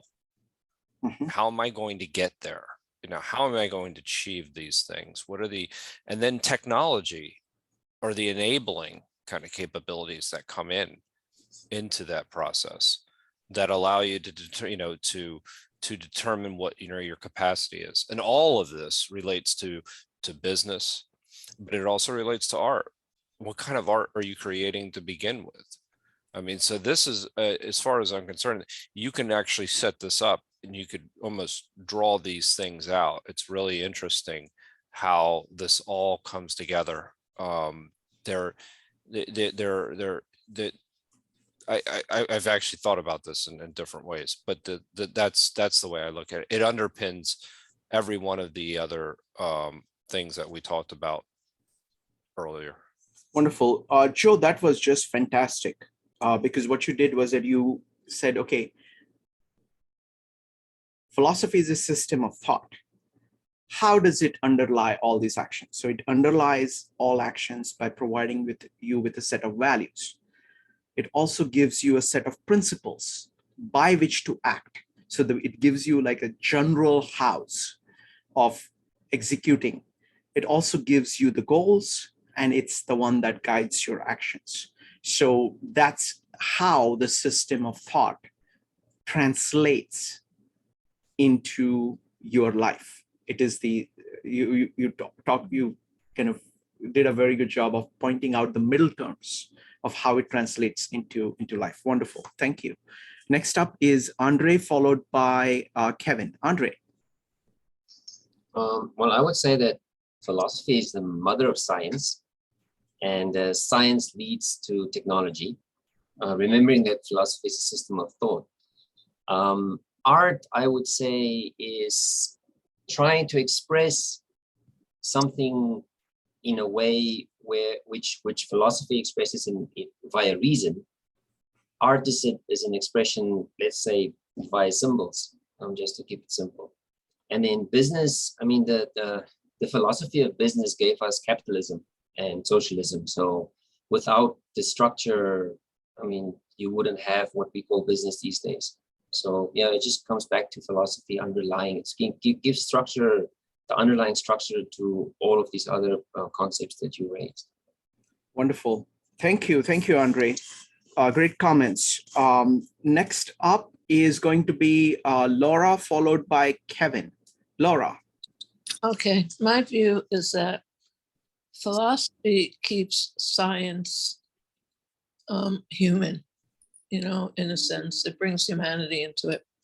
And technology allows that that humanity and ideology and philosophy to a broad base of people through business models, profit, whatever. So I think those things tie together. Again, for me, art doesn't quite fit in these places, other than to say underneath it all, there is something artistic, but from a business model and art, none of it applies in the world as I see it. So I have to leave that out. But that's what I see for at least the three of them. Thank you. Next up is going to be Kevin, followed by Becky. Kevin, what do you see as a relationship of philosophy to these other four? Yeah, I like philosophy, law of wisdom is a thinking of thinking. So for me, it's really demonstrate we, for example, I a little bit offense about business. It used to be, I'm going to share one quick story. It's like Like you could not in money to money exchange or something. You could exchange labor or car by hour or by time or by relationship. How about a mother with a son, a pregnant woman? If they for business aspect, that's not economic. That's why for science and technology, obviously it could be this you use wisely, it's help human being. It sometimes hurting. Thank you. And at the same time, from iPhone, right? To help you communicate good, technology help you. How about you want to sleep? You just cannot get. Keep reading or something. You even you stick one app, maybe you just play around. Thank you. Thank you, Kevin. Next up is Becky. Philosophy is like a framework for understanding human rationality by looking at the presuppositions of people, how they differ, how they're similar, to try and understand human experience. And science can be one of these methods, but it's not exclusively. And it's, I think if anything, business is the most practical way of evaluating these thoughts and ideas, because you see it happen in real life, and all the interactions which could possibly be excluded in models of science. Wonderful, thank you. Kevin, you had an additional point? Yeah, I want to bring point. I want to how they interconnected each other. So each is by the way, thank you for this topic. Normally this Wednesday's comprehensivity day. It's so great. It's about the integration, induction, which are modern practice. We talk about specialization. What's yes and no, very specific. But this bring up, it's very interchangeable. For example, the science, they could be build, use technology, build awesome art. And from art, you can think about, can use mathematics, use diagram, implement. It is. As business, also, you could be make all the connector, like I agree with Judy, the vehicle of other thing. But however, it could another side, business, going to over, take this, going to overuse the science. If you got business so wealthy, they control science. So not not open source. And philosophy here is give you a chance from a different way, different streams. We understand differently. Then we eventually find we maybe end up. It's like one day, Sranka, you talk about you understand center. So you go to the left, right, eventually come to the same. You go to in and out. So that kind of logic. Thank you. Thank you, Kevin. Next up is Judy. I just wanted to say that going back to Socrates, and when I think of philosophy, of course, I also include other philosophies, Buddhism and others. But here in Socrates, when he said that the only thing that I know is that I don't know, and the way to find out things was asking questions. I think that philosophy keeps science, art, business, and technology in checks and balances because of this. So nobody gets out of whack, nobody goes crazy, nobody goes authoritarian or whatever. So philosophy is key to hold things together for a better world. Wonderful. Thank you, folks. Great observations. But I noticed that of all the things, I think everybody connected up science with philosophy. They connected up business with philosophy. They connected up technology with philosophy, but they did not connect art that much.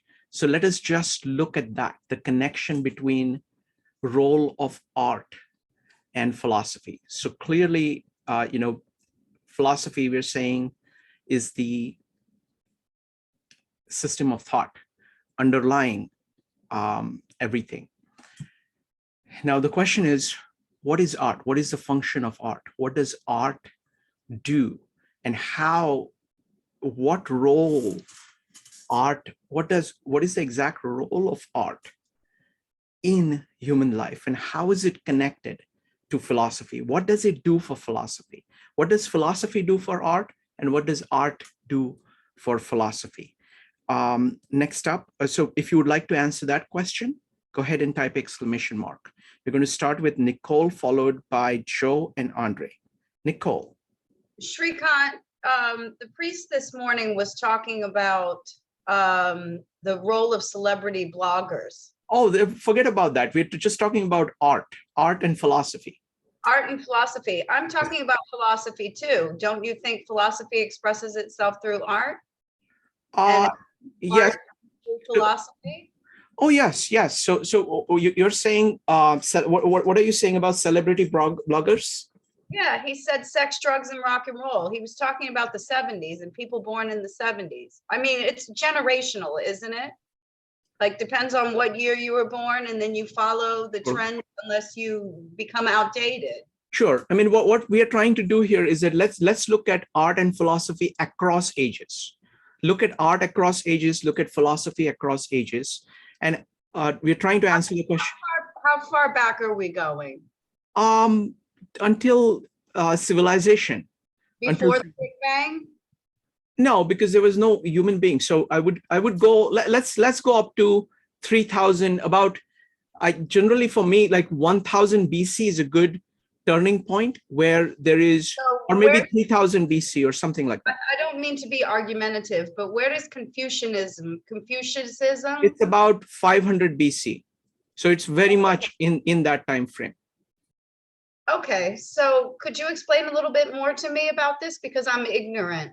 No, that's all right. I mean, what we will do is that let everybody speak what they think about the connection between philosophy and art, and then I'll make a few comments because I want to hear what everybody says. Oh, I'm sorry. I hate to interrupt. No, that's all right.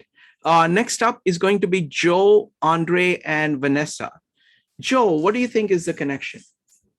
I'm trying to gather my thoughts.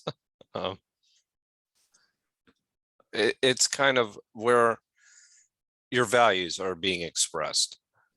Mm-hmm. I mean, that's essentially what I'm trying to say. Is that come back to me. All right. Okay. So type exclamation mark whenever you're ready. Next up is Andre, Vanessa, and Kevin. Andre. Okay. I think the way I personally divide the world is you have reason and then you have intuition, right? So that's very broad categories. As far as I can see, what is expressed via philosophy or reason is also expressed via art. So the underlying mode seems to be the same, but the way of expression is different. So that to me is the connection between the two. They're both trying to express the same thing, but in different ways. So exactly how art does it, I don't know yet, but philosophy does it via reason. So that's how I see the connection. Wonderful. That's a great point. I mean, I would summarize it very quickly for now as what philosophy does in reason in trying to apply to the mind, art is trying to do the same thing by creating a concrete object that speaks to your intuition and emotions directly, communicating the same point with the common, so there is a philosophy underlying art, any art. There is a philosophy underlying it, but the way in which it actually communicates is dramatically different.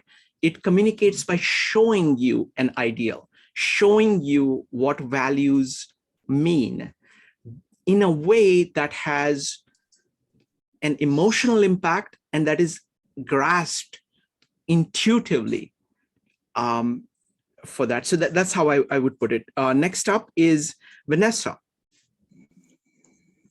Well, I think art is an expression, a way to communicate and show yourself maybe what you value. And it may also be counter to your beliefs. You know, you maybe want to emphasize that this is counter to what you're doing, and someone that may know you as an artist realizes that what you're doing. And also indirectly, I'm going to bring science into it, because I'm thinking, I just recently read about the Last Supper, and why salt is, you've got superstitions in there, because apparently there was, by Judas, the salt was on its side. And back then salt was like currency, and also, you know, okay, wards off evil spirits, and, you know, where the superstition fits in, is that more religious philosophy? But I think art is a great way, you know, maybe you can't vocalize it, but you can somehow show it in a different form. Thank you. Thank you, Vanessa. Next up is Kevin. Kevin, what do you think is the connection? Yeah, philosophy itself could be art. It's you cannot express its wrong or right. Yeah, for example, art also could be philosophy too. Maybe everybody call one type of the full drawing. Is one side they look at it's a rabbit, another side they look at it's a bird. So it's a surprise that you can at the same time look at, okay, it's a bird and the rabbit. But you get a trick. Oh, okay. You know notice sometimes it's very dynamic. Thank you. Thank you. Next up is Johnny. Johnny, go ahead.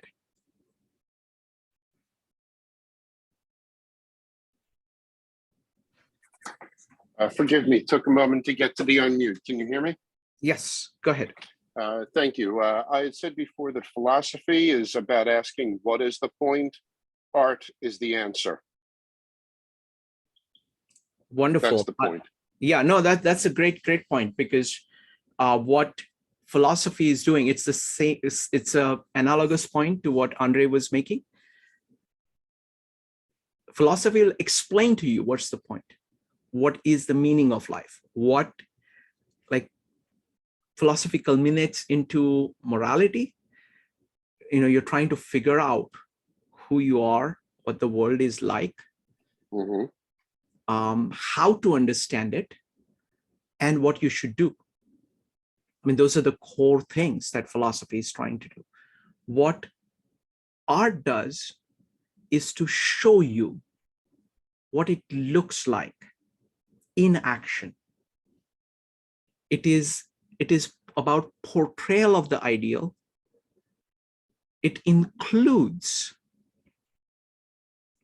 the metaphysics of what the world is like implicitly. It includes epistemology of how do you understand things implicitly without lecturing about it. But most importantly, resting on these, it includes morality. It includes the virtues and values, and it dramatizes those. And it dramatizes those in a way that it appeals directly to your emotions. Now, different kinds of arts do it in different ways. Music touches your emotions directly. You know, all of that is compressed into this music that you can feel directly. It's an amazing thing. Literature will do it using words and using metaphors. Visual art will do it in visual terms. You just look at it, you look at something by Michelangelo and a certain view of life. Like you look at the statue of David and look at that in the context where people are coming out of the Middle Ages, where they held that human beings were relatively, you know, kind of cowed down creatures who have to be afraid of the world and what might happen and just remain close to ground. Somebody standing up proudly, facing danger courageously would, you know, that's a dramatic portrayal of what, you know, what art does for philosophy. All right, anybody else? So on last question I want to ask about art now is, what is the function of art? for you? What does art do for you? For me personally, Yeah, very, very briefly, Laura, go ahead. well, I don't know. For me, it's, I don't know. I can't say. It's very odd what art does for me. It's a very personal thing. It allows me to transfer myself to a domain where I can tune out the world, and it's just a relationship between me and the art. And it's a fabulous place for me to be. I, as an abstract painter, you know, I can't tell you that I have a philosophy or that goes into it. I don't know what goes into it. It's just because it is a dialogue between me and the canvas. I don't know what I'm starting with, and I don't know where I'm going. I paint with no intentionality. I have no idea what's going to happen. I don't know what imagery will evolve. And oftentimes there's a lot of imagery that I couldn't have even imagined. And more interestingly, what other people see is like nothing that I've seen in it. So it's a phenomenal process. I don't think it's philosophy so much that gets into the art. I think it's the psychology of the person that comes into the art more than the philosophy, because it is an emotional thing. And it is driven by experiences that people have on a basis. So, you know, sadness or jubilation will more likely appear as a result of how somebody's thinking than some sort of ideology or philosophical thought. So that's really what I wanted to say about art and what we're talking about. So I'm done. 2 minutes. Thank you. A minute. Thank you. I mean, the point is that, you know, I think art does reflect philosophy. So your entire thought about what do you think is a human being, how do you process information, all of that, and what you should be doing, all of that is reflected in different kinds of arts. Next up is Andre, Joe, Vanessa, and Barbara. Andre. For me, art disrupts and disturbs. Reason is systematic and linear, and art tends to mess that up, but in a good way. So for me, it adds the unpredictability of chaos, which seems to be a necessary part of life in general, I think. Wonderful. I mean, people like Jung make a point, and many other people make a point, that a great artist actually brings to your consciousness things that are there at the edge of your consciousness. Like great artists at different times, you know, whatever was going on in their times, these are the people who kind of grasped it first. Like Michelangelo's David is a classic example. There was no philosophy yet of saying what is possible to human beings as opposed to what the philosophy that was held before. But you can see it in art.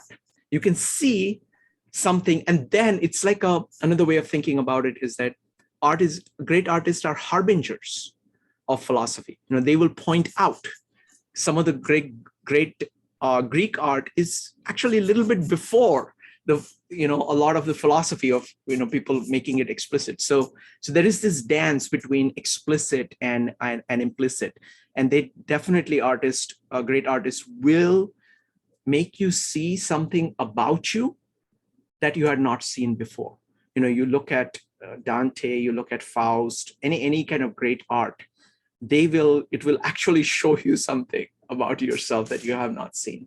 So great points. Thank you. Next up is Joe.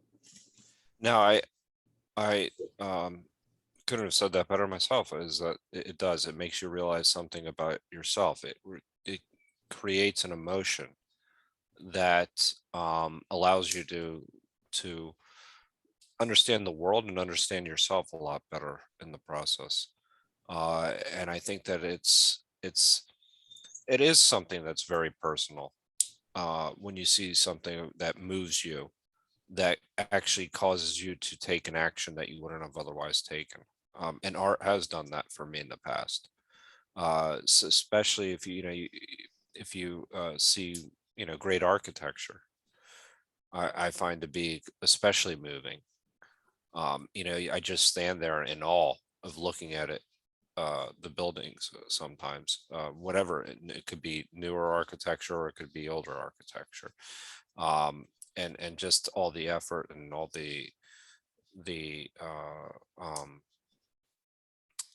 imagination that went into it.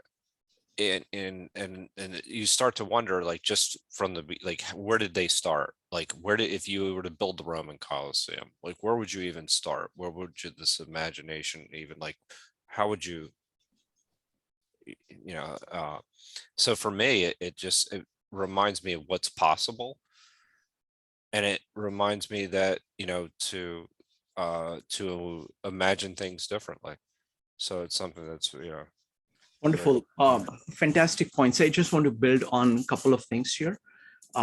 First is that because art concretizes philosophy and makes it live in front of you, what it does is that it is actually showing you your own potential. Because see, your own potential is unknown to you. You really don't know what you can do. And you can say, if I did this, I will be this. What art does is that it shows you what that endpoint would look like if you got there. So it is like a beacon. It serves as a beacon for you. It actually makes the future real. It makes kind of the magnificent possibility of human existence. Everything that you can think is possible in philosophy, it just shows you, say, this is what it looks like. And it's tremendously, it gives you fuel. It gives you inspiration. It gives you motivation to do the work. That is because there is work in getting there. It gives you that motivation to do that. So I think fuel, like emotional fuel, spiritual fuel, is a crucial function of art. Thank you, Joe. Vanessa, what does art do for you? Well, art can bring you into a different dimension. It can also be an escape thing to hit pause, and you'll probably never see the same piece of art twice. I mean, look at it exactly the same. You could be looking at the art and then someone's cell phone gets off, and there may be something you didn't see there before. And also on the individual creating art, you can start, let's say you're, for whatever reason, deciding to sketch a house. Then suddenly you may realize, oh, it's not looking that way, or your thoughts go completely different. So it gets the thing, what's guiding? Are my thoughts guiding the art, or is the art guiding my thoughts?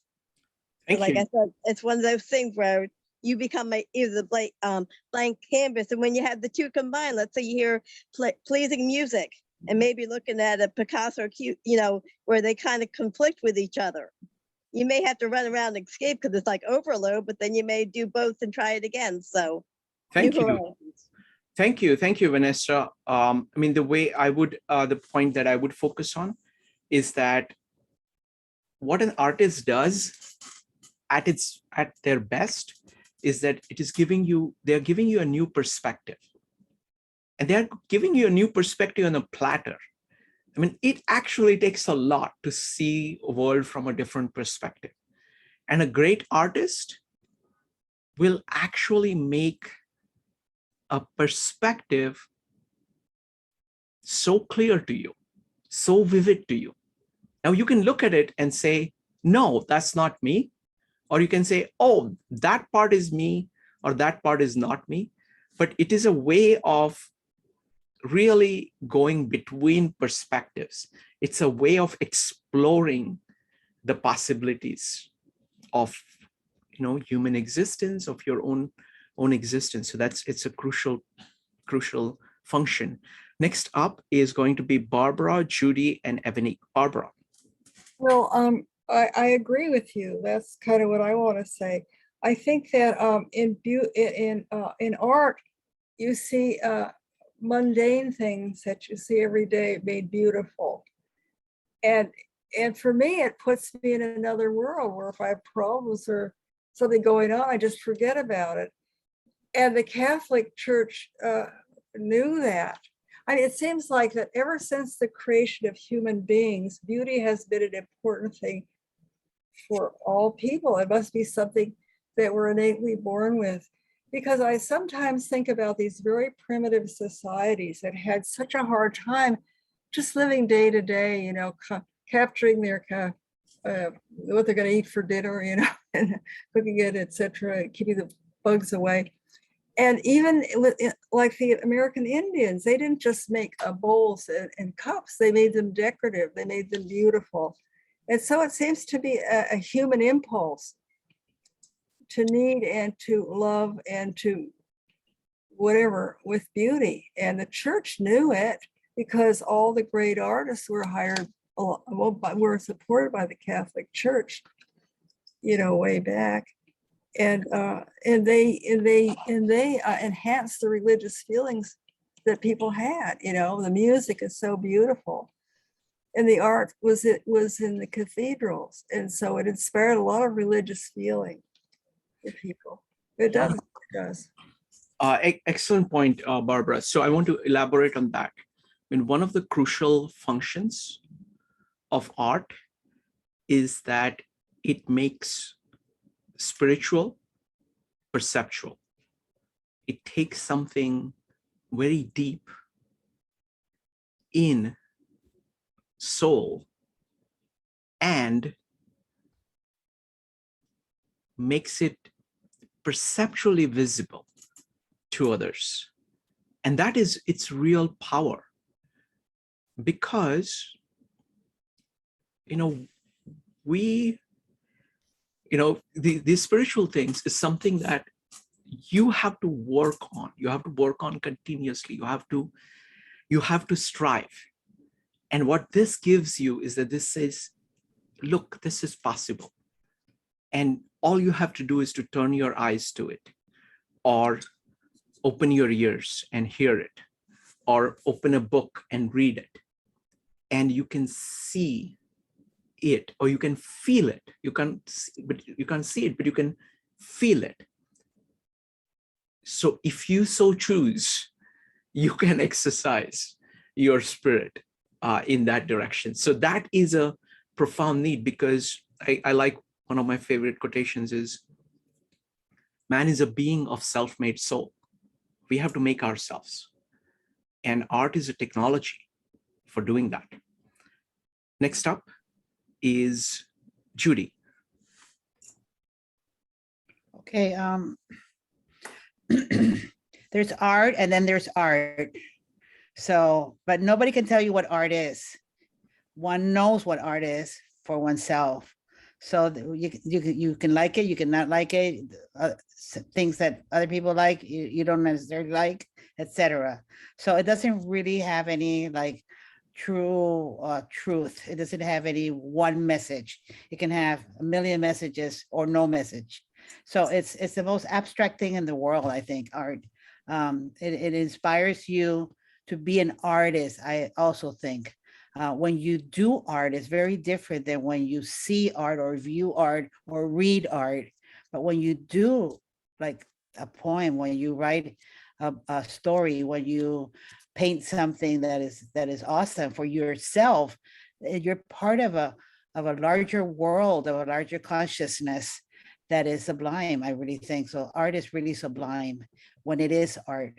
For you, nobody can tell you that art is and that art isn't. For some artists, contemporary artists, for example, they probably have a message that you don't necessarily have to get, but others get it. Contemporary artists use a lot of words, and I think that's confusing it a little bit, because then you start taking the message as the purpose of art, and I don't think that art has a purpose. I really don't think so. That's it. Art is a manifestation of the soul. It's just wonderful. Wonderful. Thank you, Judy. I'll just add a couple of things here. The main point that you made, that production of art is actually very different from consumption of art. And I'm a big fan of production of art, because that's where you can actually do things. You know, you're trying to make real the highest things that you can possibly think of, that you can almost just vaguely grasp. And that's what you're trying to do when you're trying to create art. And that, what it does for you is much, much, much, much higher than anything that you can get by experiencing art. Great points. Next up is Evanik.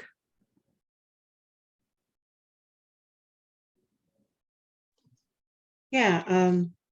The one thing I just wanted to bring into the conversation is I know we were talking about art in, in picture form or like on a canvas, but just thinking about music too, like how music can speak to you, or I if I had my choice of art form, it would be music. I think music definitely can fit your mood or can speak to your soul. Um, Anywhere from a heartbreak to, happiness to sadness when you don't know why. Um, it can always speak to you, and it connects to you on an inner level. And I'm the type that I love all types of music. So like I just think that that's an art form that when it's done well, you can tap into the artist's soul.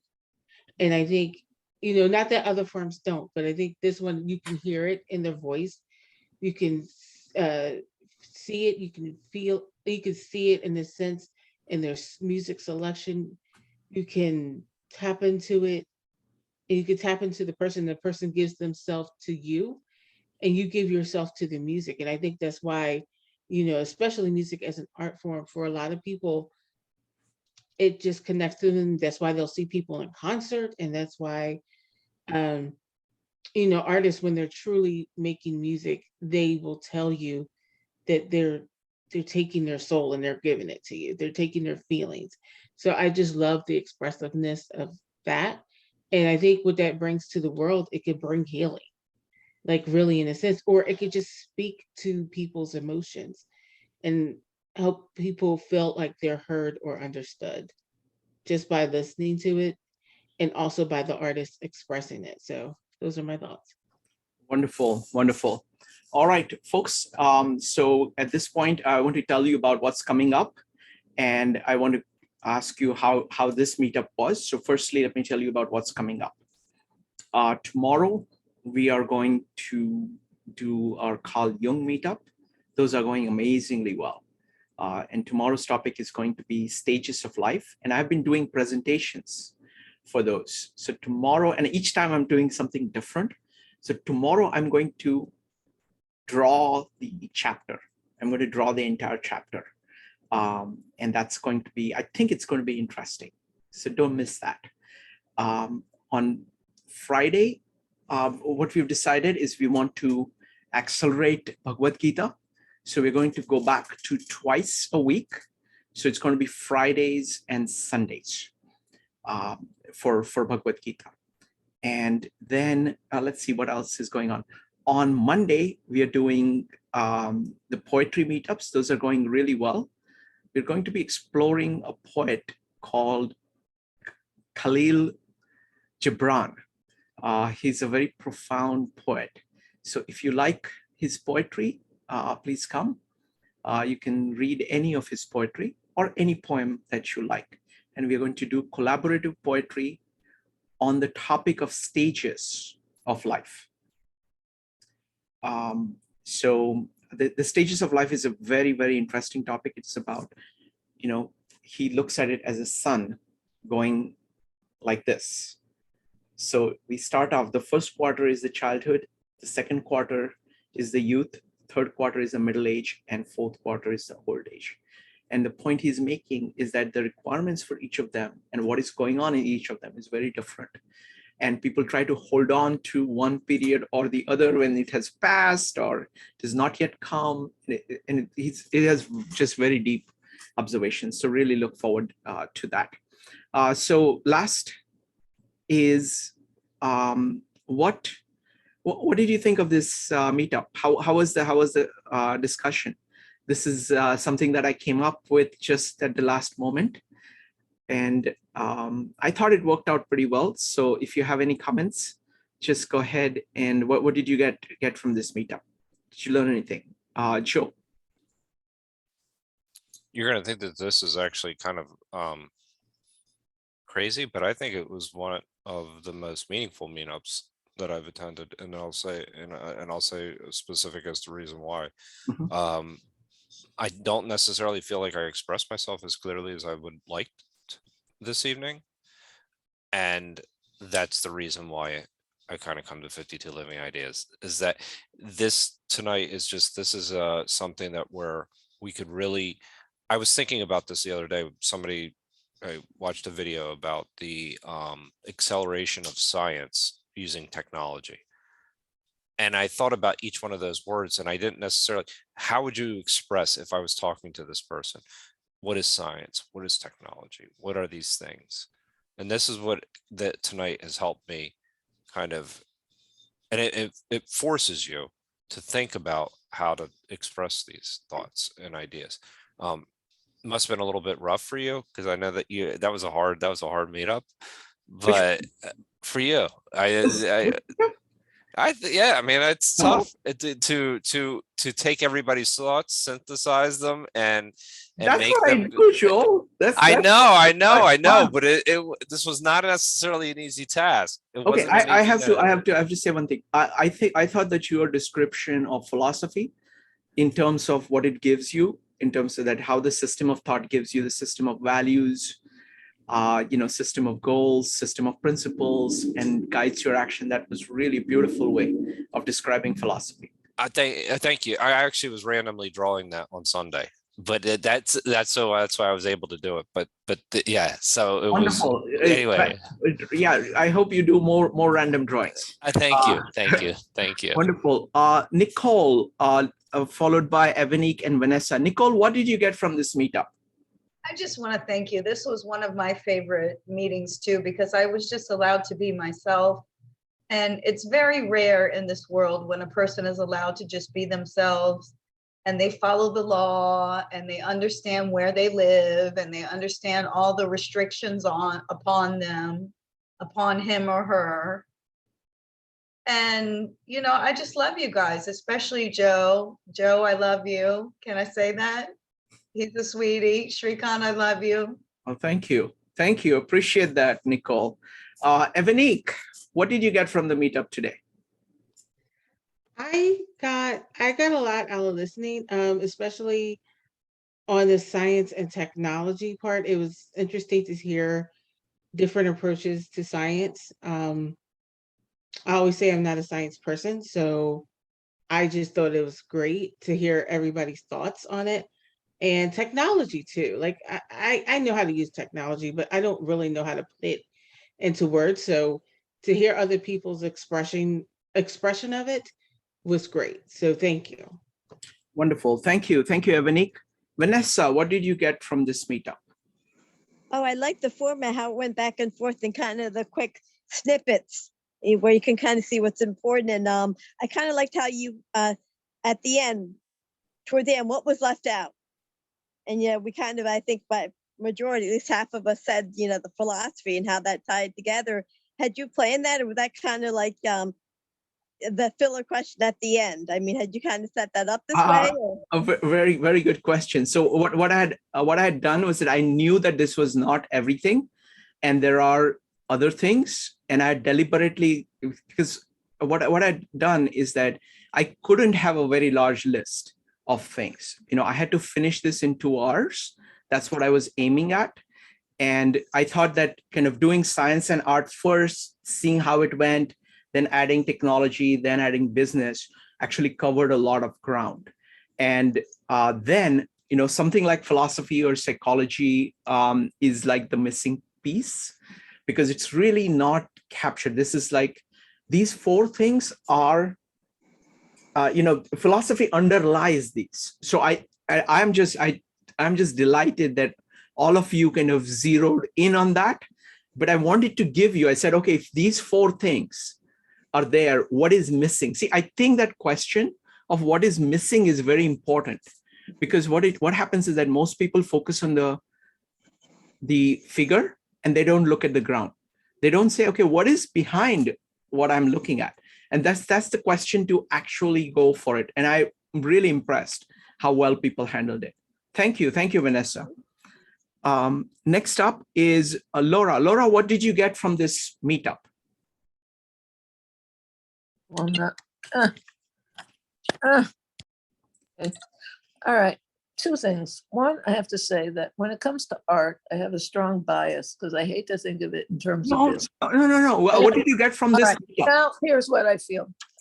I think that history is really important in all of this because so much of art is driven by the moment in time. You know, portraiture, religious art, it all sort of matched because artists couldn't survive if they painted something else. You Got know, it. they'd be hung.